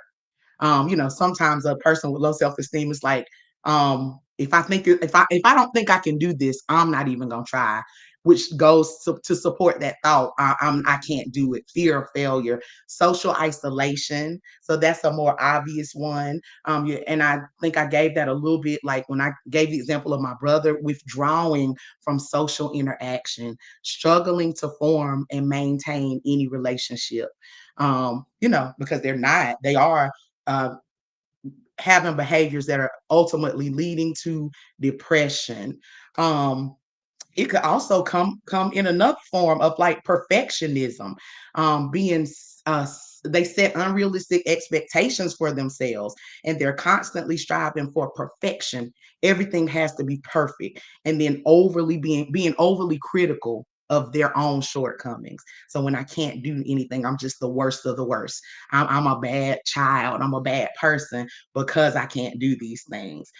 We know, unfortunately, substance use, a person that's suffering from low self-esteem, and then they kind of get introduced to the wrong circle, get around the wrong people, substance use. And this is where I interject that I include marijuana as substance use, because a lot of young people use that as a coping mechanism. But I need them to study and look at the long-term effects of that and what that ends up doing. It greatly affects you. At the time, it seems like something that's relaxing. And then nowadays, and I have to interject, this is the social worker in me. Come on, you're buying things, you don't know where it came from. It is laced. And now you're addicted to something else, because their goal, they don't care about how you feel. They don't care about your emotions, your low self-esteem or depression. They care about that dollar. So if I can get you hooked on this, then you only want to come and get it from me. So I'm saying be careful and be mindful, because that's so casual, which is scary now. For a lot of this generation, it's almost like drinking water. We had some fear. We had some fear, but now I'm telling you, it is so common. And then we see this acting out acting out, right? Someone may exhibit disruptive and even aggressive behaviors, and what they're trying to do is gain attention or cope with their feelings. I know y'all are listening to this and like, yeah, you sure you talking about the adolescents? Because I know some adults that do these same things. And when it goes left unchecked, that's what we become, the child that becomes the adult that is still struggling with that thing. And then there's some things that are with our understanding the people that we are, a brown, dark people, we deal with things that are kind of different, and they can lead to low self-esteem, like racism and discrimination. It can have a profound impact on a child's self-esteem, because their parent have built them up and said, you are the cream of the crop, you are the top as far as I'm concerned. And then somebody else in society doesn't speak life into their life, said something horrible. I remember during COVID, one of my son's teachers emailed him, and because he failed to do an assignment, it was the choice of wording that triggered me. And he told him that this was the epitome of laziness, that he was the epitome of laziness. So one of my things I always say is speak life or shut up. I'll tell you that, because you can correct and still speak life. But that's neither here nor there. There's microaggression. So, everyday acts of racism contribute to marginalization and low self-esteem. So how other people see us, a simple way of saying that, how other people see us brown and black people can affect, if we allow it to, our self-esteem. Consider those kids who go to a school where they are the minority. Nobody there looks like them. And so they begin to internalize whatever society is saying, and that leads to their low self-esteem. We already know family dynamics. And I shared about ours having a mother, a sick mother, a lack of supervision, knowing that socioeconomic challenges, right? You just don't have the means or the funds to keep up. Parents are, y'all said soft parenting. Yeah, that's an understatement. It's a lot of parents that will sew into shoes and sew into clothes and sew into their child looking the best, and they're not putting in that time to actually parent, right? But what that does for those, if you're a child in a household that you can't, or in our case won't, because we just wouldn't for our children, then that can make you feel some type of way when you don't have the latest shoe as soon as it drops. And then just mental health issues. So this signs of low self-esteem, all of these things is very important to address, because if they're not addressed, it can lead to depression. And depression is an ongoing threat to our brown and our Black adolescents. We are particularly vulnerable to greater burdens of depression. And research shows that we are less likely to utilize mental health services. So we have all of these things festering, everything we've talked about, the low self-esteem, um, and on top of that, our culture kind of speaks against going and getting the help that you need, if that makes sense. And so what typically happens is we're okay with that occurring in a household of faith. We'll call it that, wherever you worship. We're okay with that. But unfortunately, some situations require a deeper level of knowledge. I'll say it like that. I believe, and this is what everything I shared with you is what affected my decision to go into social work, to go into the helping professions, because I'm like, okay, I have faith in the Most High, but I also see there's something more right here. This is what other people aren't seeing. The people that are saying to my brother, he's just lazy. They don't see him crying at night. They don't see him processing, was it now going to be like if mama dies?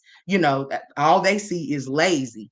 And unfortunately, some of the elders, some of the pastors, some of the mores and the moras, when you bring that child and they're trying, they are hurt people as well.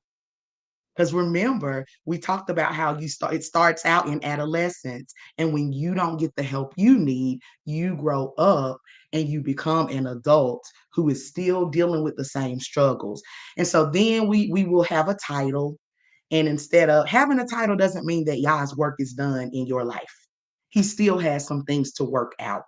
But instead of owning the fact that I might not be the best person because of this, when someone comes to us, um, we just say whatever we think. We say whatever we think, and it leads to the person not truly getting the help that they need. So our adolescents are very likely to have untreated depression, and that's due to social network influences, varied perceptions of services and providers, and then just the stigma. And now it's more common now, and I'm glad to hear that people saying, yeah, I have a therapist, yes, I get counseling. But back in the day, it was like, oh, they crazy. Like what's wrong with him? Ooh, something, your brother is a little off. What's going on?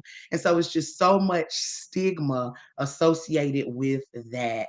And unfortunately, research also shows that unlike some of our counterparts, when we do seek help, a lot of times we don't end it, we don't finish it. So we go to 1 or 2 sessions and then that's it, or we don't follow through with it.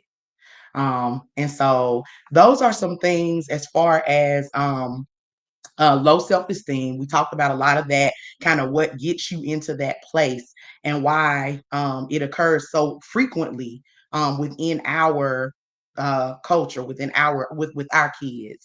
And so then there's teen depression. And I'm just going to give y'all a really quick list because I feel like that's kind of what you're wanting to hear. How do I know? Okay, I heard what you said. How do I know that it has gone from just low self-esteem and now it's creeping over into depression? So when you look at depression, there are emotional changes that occur and also behavioral changes that occur. So emotional changes, of course, the child or adolescent could feel sad, crying spells, they're crying now for no apparent reason, frustration or feelings of anger, even over small matters. The smallest thing sets them off. And you like, why are they so emotional? It was really nothing at all, feeling hopeless or empty, irritable or annoyed mood. And we have to be careful with these, right? Because we know our young women, I mean, they're going through things, changes in their body, start in their menstruation, and that can also lead to mood swings. So that is a thing that happens. And I don't want us to now go and be like, oh, she's depressed, look at her. No, what you also should be doing as a parent is tracking that with your daughter. I absolutely do. And I know, so I wait for her to tell me, I'm thankful that we have that relationship. And I'm like, I just need to know for your health if something is needed, yada, yada, yada. So this is how in sync, it is scary in sync that you really need to be with your daughters. Loss of interest in pleasure or things that used to make them so happy and excited, all of a sudden they have lost interest. And then conflict with family and friends. All of a sudden they can't get along with a person. Ongoing sense that life and the future are grim and bleak. Frequent thoughts, and this is where we don't want it to get to, frequent thoughts of death, dying, or suicide. They begin to, ask you about death, be fixated on death. Get them phones, scroll through them sometimes, whatever devices they're using, see what they're interested in, and try to figure out why and what's going on. Now, some of the behavioral changes, sleeping more, tiredness and loss of energy, or insomnia. It could be the opposite. They're staying up too much. Changes in appetite, so they're not eating as much, losing weight. But it could also be weight gaining because we use food to self medicate. Guilty. I'm guilty of that one. You find out, of course, that they're using drugs or alcohol, social isolation, performing poorly in school when they have been a good student, when they have done well, all of a sudden these things don't matter to them anymore. Having angry outbursts, disruptive or risky behavior. That's dangerous. What are they doing trying that? And then self-harm. So we hear about young adults that are cutting or burn themselves, things of that nature. And first they're gonna lie and try to say it was an accident. When you confront them, be ready for that. But when you see that, you got to watch it and pay attention. And then if it gets so bad, making a suicide plan or actually attempting suicide. So these are some of the things that we have to look for within our children.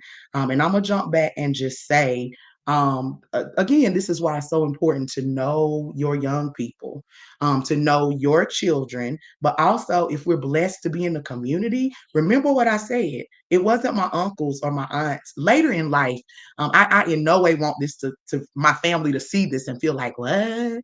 Right. But the Most High uses whoever he chooses. So sometimes it was parents of friends, different ones like that, who saw me and grabbed me and said, and when we do that, I'm gonna put ourselves in that situation, do it in such a way that that family of origin still maintains their dignity.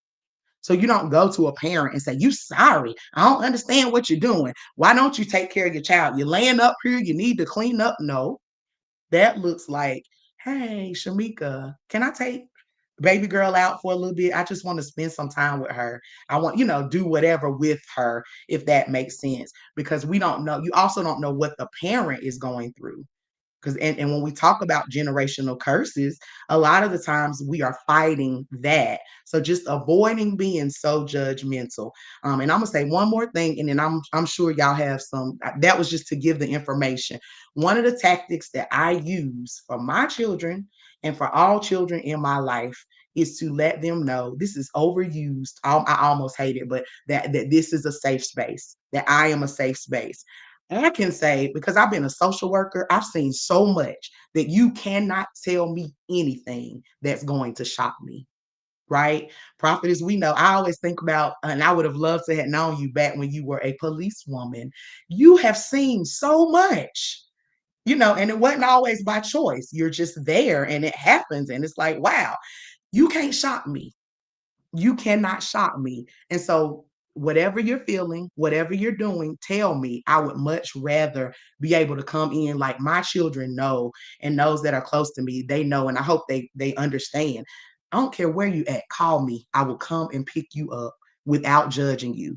Now, we're going to talk about it later. We are. But in that moment, I hear you and I see what you need. And I just think that sometimes for those of us who are believers in the Most High, we want to raise our children a particular way. And again, we understand about being set apart, but we put them in a position where they have to sneak. And it's not that they're not going to do the things that you're forbidding them to do. It's just that now they're going to sneak and do them. And then you have to, that starts a lie, and then you got to tell a lie to cover up that lie. And when I just think, for me, I have to be realistic, right? And so we've trained up our children. It's me and my husband. Kudos, because what I see a difference in, and I'm thankful for that, is being in a two parent household. We can tag team that thing, or play good cop, bad cop. But ultimately, they can't shock me. And I tell them, there's nothing you can say or do that will shock me. And I'm not going to judge you. But in order for us to really find out what's going on, you got to tell me the truth. And even for some of the other youth, I will help you talk to your mom or talk to your dad, but we got to figure this out. Let's figure it out. We'll figure it out together. So I'm going to stop. I'm going to pause, and I'm just going to, as we say, open it up for anybody, anything that sparked, or anything to add or questions with all of that. Shamika, thank you so much. And this is the thing I really love about you, is that, are you all hearing? You hearing background? We can hear you. No. You don't hear? I was on mute, so I don't think it was coming from me. Okay, because sometimes we have some interesting things as those sound waves are going over and video waves going over the ocean. But thinking about as your children, and also you going through, I've heard you tell this account, a few times, and every time I hear it, I think, my heart just goes out, because sometimes people will even see and they won't take the opportunity to ask. And that's the thing that I want to say. Take the opportunity. Look, I am a very outspoken person, and have gotten into a lot of trouble sometimes for taking the opportunity and saying something. Because I remember telling someone one time, I care more about you being safe than I care about you being mad at me. I really don't care that you get mad at me. I am concerned more about your safety, your health, your well-being. And if it takes you being angry with me because I brought out a point, or I made someone else aware because I was concerned, I really don't care that you're mad at me. I'm like, just get in the boat with all the other people who don't like me and are mad at me too. Because we really have to take the time when we see an issue. Sometimes I truly believe this, that the Holy Spirit will open up your eyes to see stuff sometime, because you're the hope for that person or for that child, that nobody else was able to grasp it but you. And he put you in the way because he knew you would be aggressive enough or open enough to go and speak to it and grab up that baby. Like you said, Shamika, hey, can I take your daughter out and we just go hang out at the mall for, I got some free time. Are you okay with it? And then you can have some free time to yourself, and I'm going to take her. Is that okay with you? If we would just take the opportunity. And when we see something, the thing I hate the most, and the thing I never want ever, and I pray, Father, please let someone not commit suicide. And I saw the warnings and decided not to say anything. How many people have had to deal with that and not seen it, or saw it but didn't say anything, because they felt like, It wasn't my place. Well, I didn't want to be nosy. Well, I didn't. Well, I didn't. And that the thing of it is, and now I'm gonna go, and we know that not everybody on that's watching is. I'm not saying that you all are believers or Torah observant, scripturally observant, but some things are just flat out literal humanity. It has nothing to do with religion or spirituality or any of that. What church you go to, or if you believe in a God. But the thing of it is, if we as human beings can get to a place where we can reach out when we think someone needs help and be that help to them. So like I always say, you can, if the person is standing on a cliff, on the edge of a cliff, either you can push them to death or you can yank them to life. So it's your choice. And sometimes our babies are hurting, and because they don't feel like they can go to their parents, because sometimes children feel such a deep and a profound care for their parents, and if they know that their parents are going through, they keep what they're going through to themselves because they feel like mom and dad is going through, and I don't want them to put them through even more. So that's where those lines of communication have to be open, and where we have to tell people, look, it doesn't matter what you tell me. I was just saying that to somebody today. You can probably tell me just about anything, and it's not going to affect me. I said, because I've seen the gamut.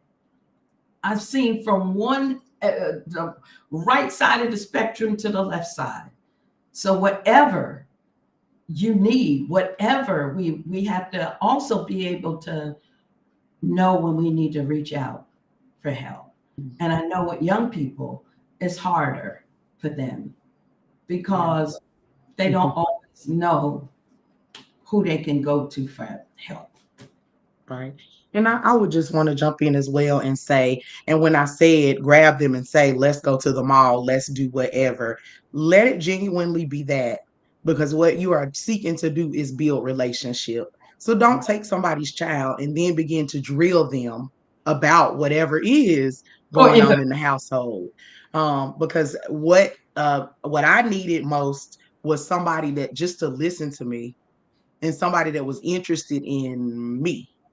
And actually, as an adult, I think back and some of my friendships I question because it's like, were you really my friend or did you just feel sorry for me? If that makes sense. Remember, this is a child that, there's nobody to give them the attention that they need. Right.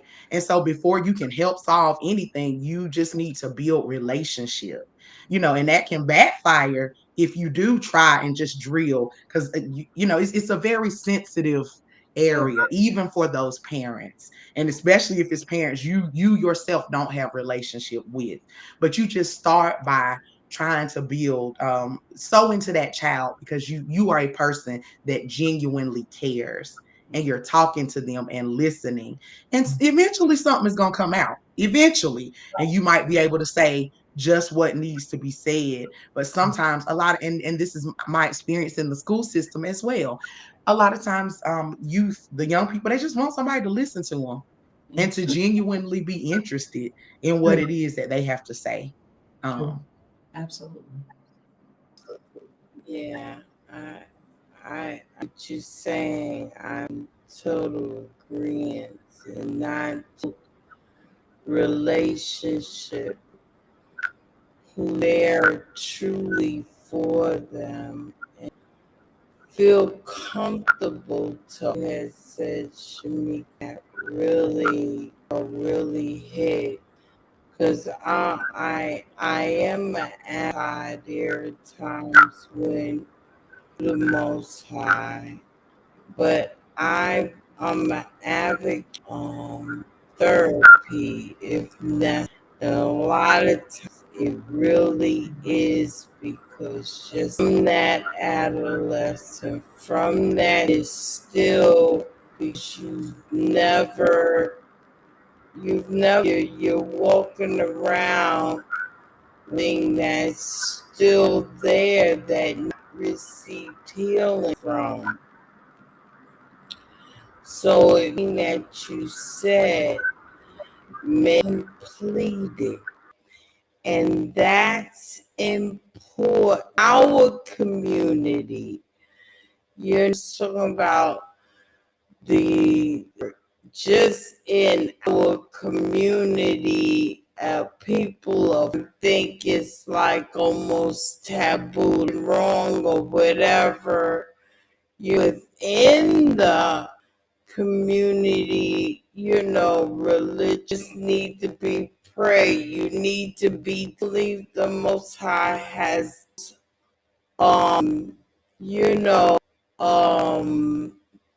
the handle, and I believe, as you said, if you have a therapist or whatever you're good, or even as an adult, you need, and after a few sessions, I'm good. Because you can be true, realize they think that they're fine, and then their trace that hurt is and it comes, in a more horrible sense, because and that if you're in therapy, and if that child, be that supportive who are there, and that you want to see, healed, even if you feel that you've gone, that it went and recently had cried out to me, and said that, for things that she went through, things that children now realizing that you get. I said, well, you think it was taboo? No, it's not. If needed and followed through, necessary with prayer from other things, and I know that the Most High, but get what you need, whatever it takes. And so, and then Bethany has said what she has gone through. And glad that through those encourage her children. Some people, can, and that's strong, will encourage, but still find, need, not saying with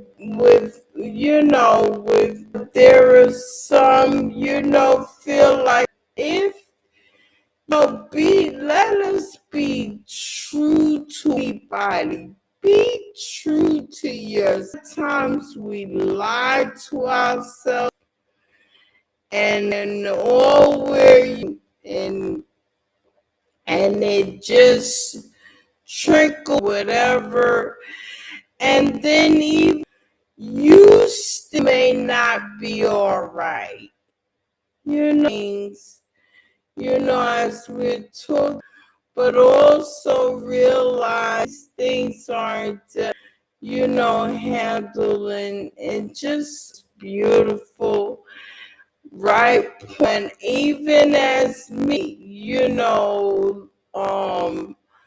who was taken away was killed when my young sister, had went, and she, because it was that she had some, but I was dealing with anger and just different, drugs, even, because it wasn't, and but praise be, learn where this, the most different things, and myself, I'm saying right now, that we look to it, but all in all, what is it, colors, real, and be true children, true to ourselves, necessary help, that healthy, abundant, living healthy life, that our children, the adults, and as well, mentally, and emotionally, and every. So, Deborah, your sound was distorted. It was hard. Oh, it was. Yeah, it's still kind of distorted. As you're talking, it sounds, yeah, mechanical. So I don't know. You want to try muting and then unmuting. Let's see. Say something. Cool. It's still, yeah, it's still sounding the same way. Oh, So I don't know if there's something going on. Say something again, Deborah. now am I still sounding that way? I'm That's sorry. better. All that talking, You're I took. We could understand the words. It was just really slow, and so we could understand what you were saying, though. Well, all in all, I was just Yeah. saying, the bottom line is, if therapy is necessary, Correct. even if you see it, follow Correct. it through. Right. Don't, be true to yourself, be true to your family. Don't feel like, oh, I've just had a couple of visits and I'm good, because there are things that can trigger, and you find that you're not healed at all. True. And these things are important. That's what I wanted to bring out. Yeah. Absolutely. We have Bethany has said something, if somebody wants. Yes, and interesting that Bethany, thank you for sharing that sometimes even within our family. I was just sharing with our assembly on the Sabbath and a teaching called righteous the illusion of righteousness. And there's something that's called psychological anchoring, and how someone can, it's connected to trauma or either happy events. But those traumatic events, someone can do something and it cause you to get anchored in this thought that something is some way, and it's not, but it's because your mind has been anchored in that. So there was a gentleman who used to be one of my mother's customers, and a very good customer, and had a talk with us concerning one time he was going to a family reunion, but every single time He said he thought about going to this family reunion. He would get this feeling of dread because when he was a little boy in his family, going to family reunions, his grandmother was color struck. Now, she was a very, very dark skinned woman herself, but all of her grandchildren were very, very fair, very light skinned. And he was light skinned also, but he was the darkest of them. So when all his cousins would come, she would just love on them and love on them. And when he would walk up, she would say, "Here comes that little darky, that little black one." And he got anchored to this thought that he was so ugly. And this gentleman, he was not a bad looking man. And when, as he was talking, I looked at him because he was very light skinned, not extreme light skinned, but he was light skinned, what we would call light skinned. And I thought, so she would call you darky? And and he said, yeah, because I was darker than all the rest of my cousins. So the lady had passed on, had transitioned on into eternity. And every time he heard the word every time he heard the phrase family reunion, he had a dread that came over him because the woman was just so toxic in her speaking to him and talking to him, and how his parents, because they felt like they had some kind of that was some form of honoring her, that nobody checked her on it. And that's another thing. We need to check people on stuff. You say something, guess what? If it's wrong, I'm going to check you on it. And I can say it respectfully. I can definitely say it disrespectfully. But if you are older than me and I'm giving you that honor, I can say it respectfully to you and check you, because our children are worth it. And there is no reason. No, I mean, it's so inhumane for a person to downgrade and demoralize and to make a person feel that they are of no good because of how you think they look. So that would cause these issues with a young person, and they're in such, being young in that age, 12, 13, 14, 15 years, you're just so moldable at that time.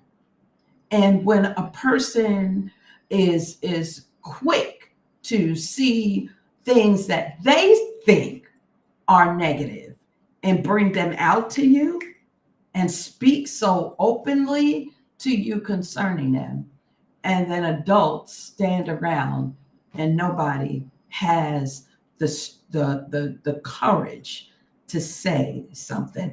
Be somebody's hero. Be a child's hero for once and not accept it. Respectfully, Grandma, you're wrong. You're wrong for that. Because you blacker than him. You darker than him. So what's up with that?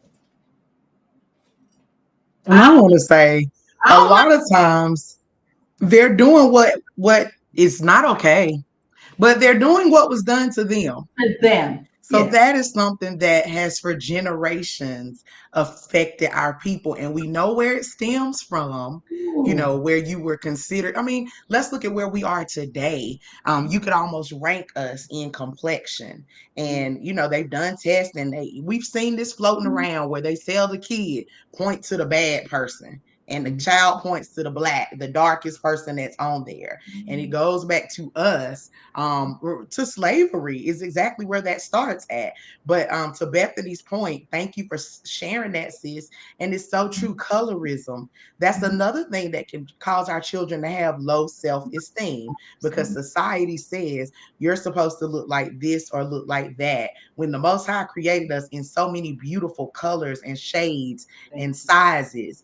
And I always like to personalize these things to give a visual. When I was growing up, it was boys on my bus, and I had to go through this every single day. And they gave me a nickname. They called me Shamonkey. And these were Caucasian boys, my classmates. It was one boy and two of his older brothers. And we lived in a neighborhood that it was predominantly white where I lived at. And so I hated it. I dreaded going on the bus every day Do because you I remember knew as their name? soon as, Remember their name? huh? Do you Say remember that? again. Oh, I do, but it's I'm Oh, sure that y'all I'm has just handled that by now. But yes, call me Shamonkey. And every day I had to go through that. And then I was in the age of the Jerry curl. So I had this Jerry curl. And when they made that movie, it was the worst thing that could have ever happened to any of us that had Jerry curls coming to America. right. So glow. So the Yeah. reason I had a Jerry curl is because I just told you my mom was sick. So they needed the lowest maintenance, whatever could happen. But I Right. had to go to school and be called Shamonkey every day. And the sad part about that is on the bus, it was my classmates. Again, we lived in a predominantly white area. At school, though, it was mixed. And so I remember one day thinking these guys, these white guys, said it in front of some of my black classmates. And instead of them defending, they thought it was so funny. Like the guys actually started laughing and joined in with that. So we have to consider that when we're talking about low self-esteem, it's about what the world shows us. I was so glad when we finally came to the stage of natural hair and beginning to appreciate and love our skin and understanding that the Most High created all of us differently. So, sis, what you're saying you do, you encourage your beautiful children that they are beautiful, but don't get proud. I know that's right. We have to speak life. We have to speak life, and we have to show our children that they are absolutely beautiful. And to my sisters that still choose to use perms and chemicals, you're beautiful too, right?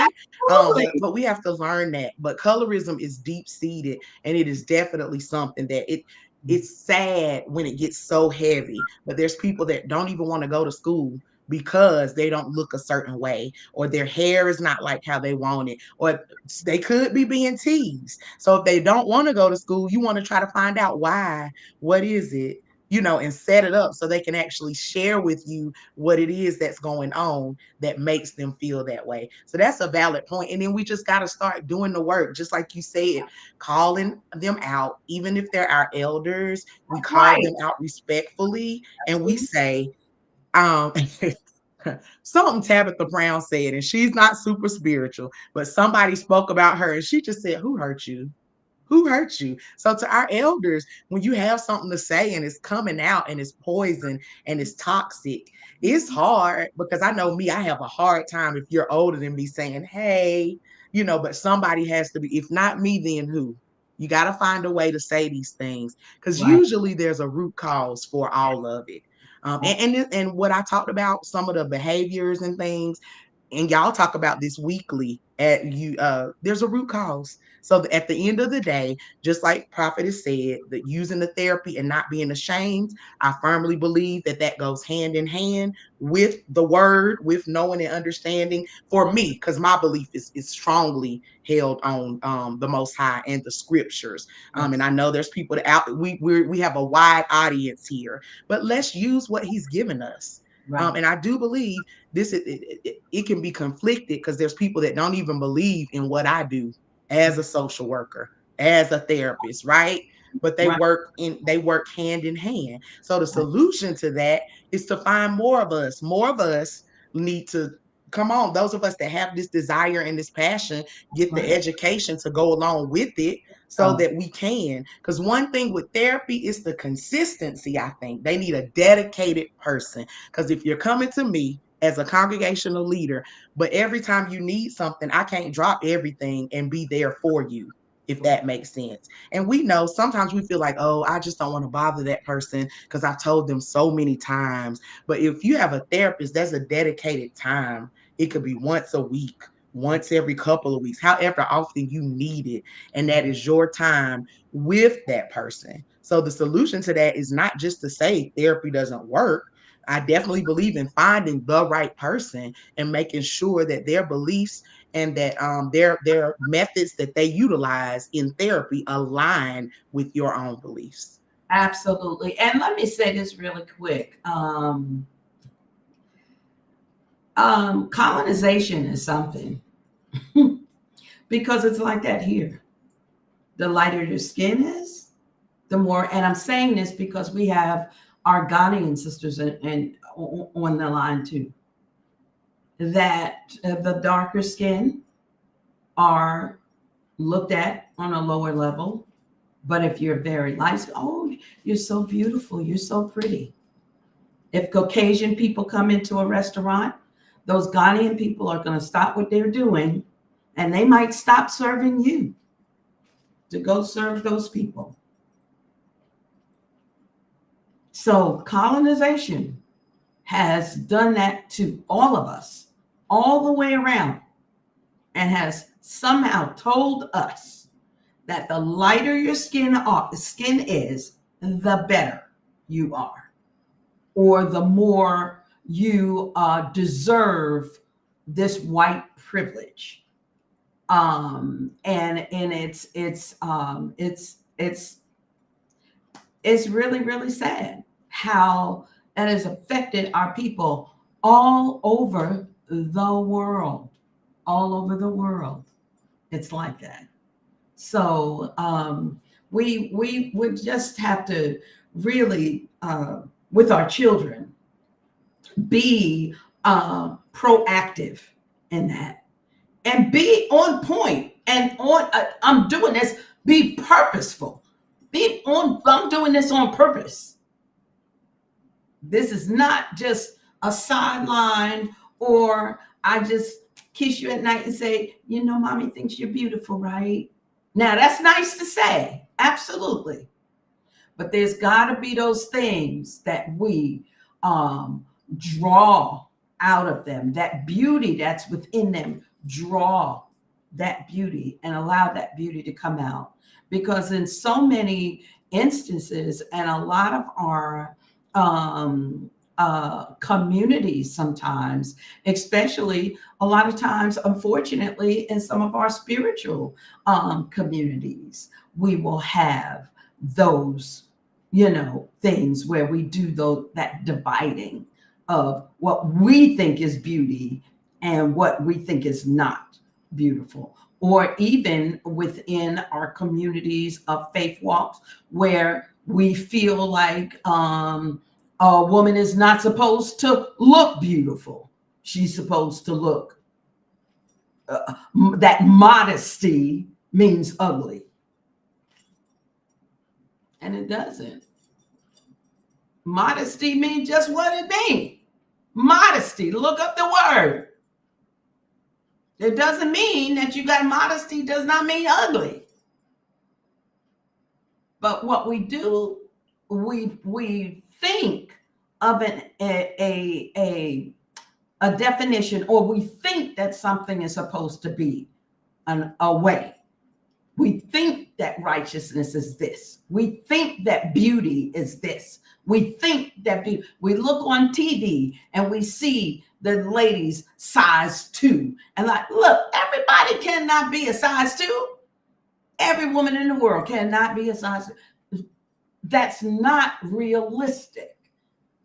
So we have all of these anchors that we are dealing with that have anchored us down to certain thoughts and certain beliefs, and it's not even truth.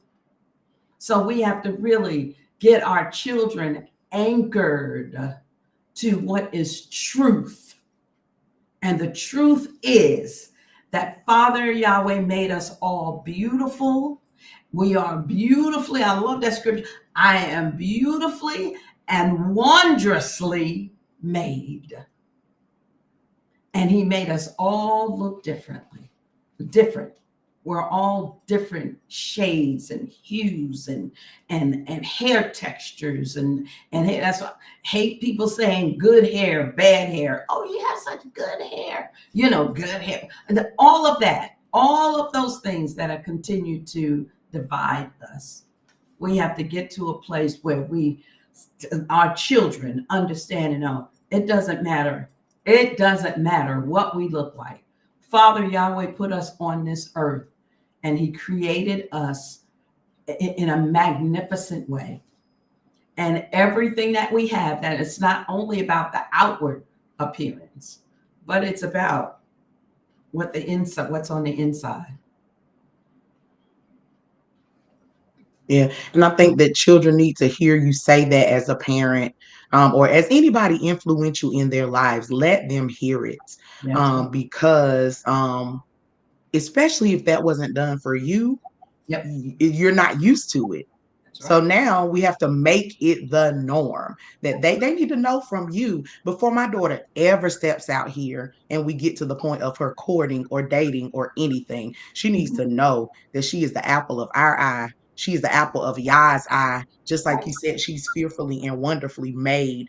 Her esteem needs to be not super great, like sis said in the comments, not getting too proud, but know who you are and know what he made you to be so that you can't be bamboozled when you That's right. when you do get out here and you begin to date. And people cannot, if you already have low self-esteem, what usually happens is that as they grow up, because this is the age where that happens, they get connected with someone who, let's say, has a narcissistic personality, and they can sense that weakness and can sense that low self-esteem, and they go in on it, if that makes sense. So it's so many reasons that this is necessary, that we, the making sure there's positive self-talk.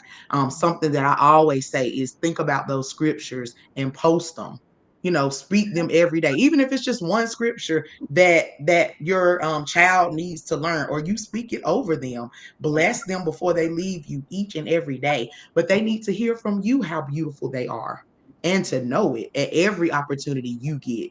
And me is personal. I just have a love for the women of the Most High, just for women in general. So if you get around me, you're going to get a compliment, and I mean it genuinely, because there's something beautiful in all of us. And Right. sometimes you've just never heard anybody say that. Hey, beautiful, how are you? How are you today? What are you, the girl? That is, because you don't know. I mean, it makes a difference that whatever you sow, whatever you're putting out there, it could make the difference for someone's self-esteem. So these things have to be taught. And I'm gonna say this, ladies, y'all had to know this was more than one evening of this is such a great and heavy topic. And when Rabbits was sharing it, I was like, whoa, that's so broad. It's so much you can go into, but it all aligns. And so it's all about having your mental, emotional, physical, and spiritual, all of those things align, and not being afraid to do whatever it takes. Because on top of the therapy, we're going to be fasting, we're going to be praying, we're going to be studying God's word.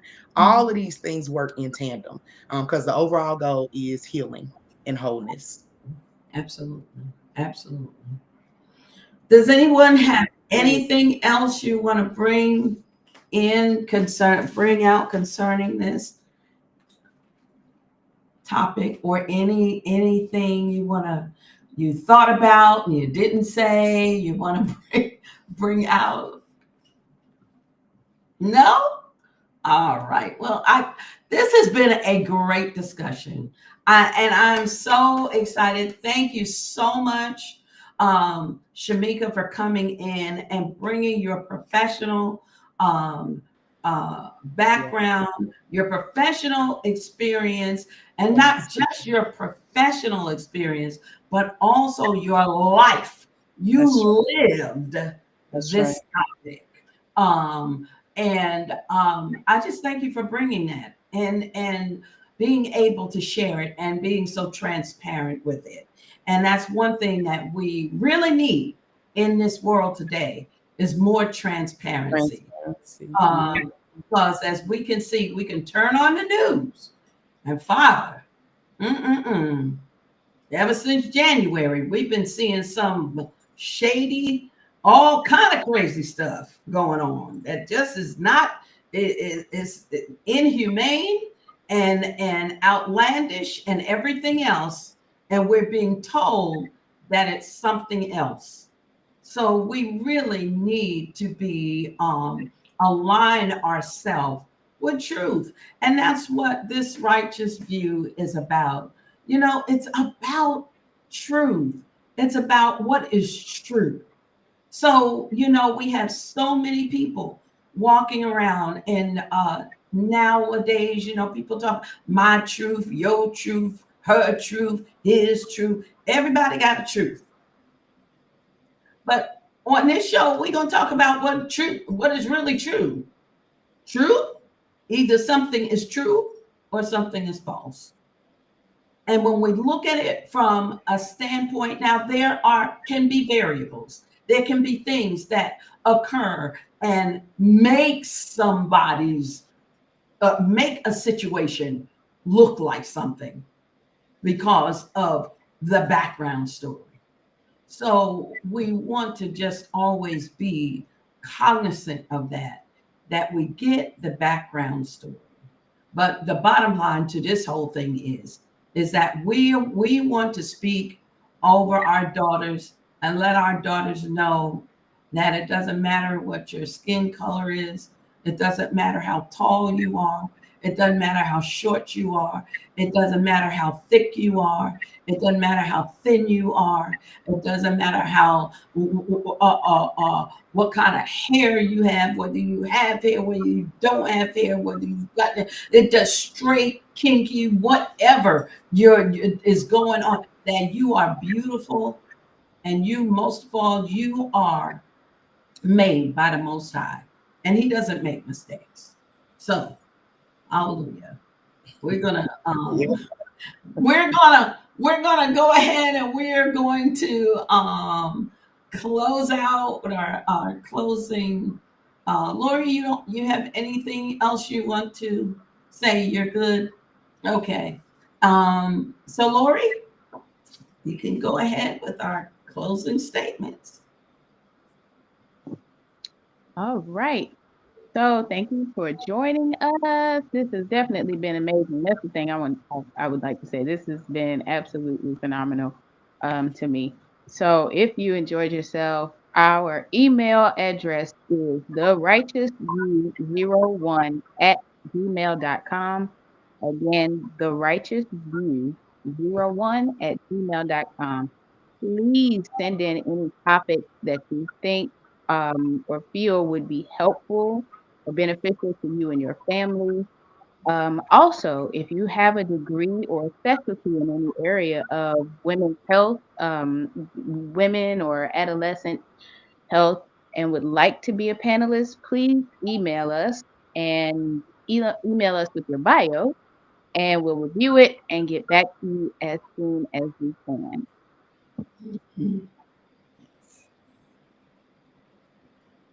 Oh, again, I truly enjoyed everything.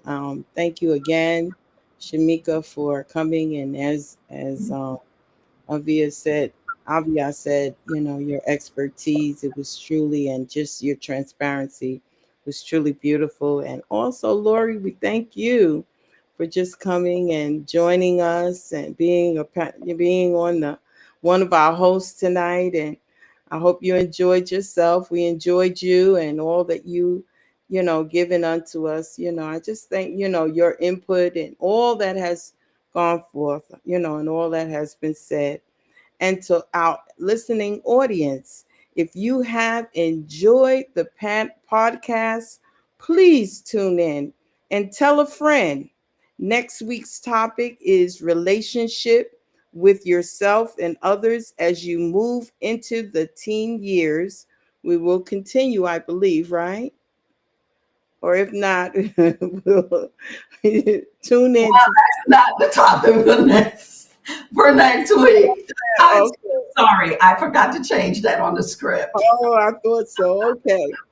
Well, it'll be posted. We will put it out there. We'll Believe post what our next week topic will be. I believe Christina has already said that we were going to deal with special needs. Okay, special needs. She did. Dealing with Okay. special needs. So we're asking that you tune in next week as we will we'll go into the topic of special needs, which is very important.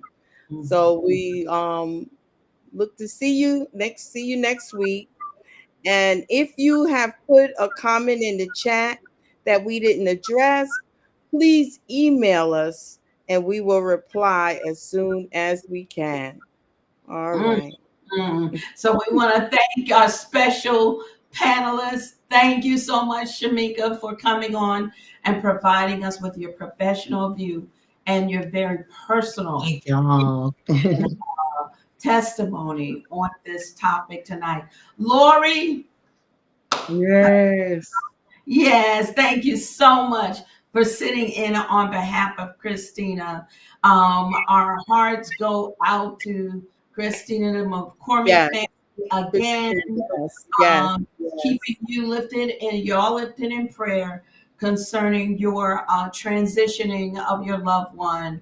Yes. And just want you to know, Christina, that we missed you and we're looking forward to you being back on the Righteous View next week.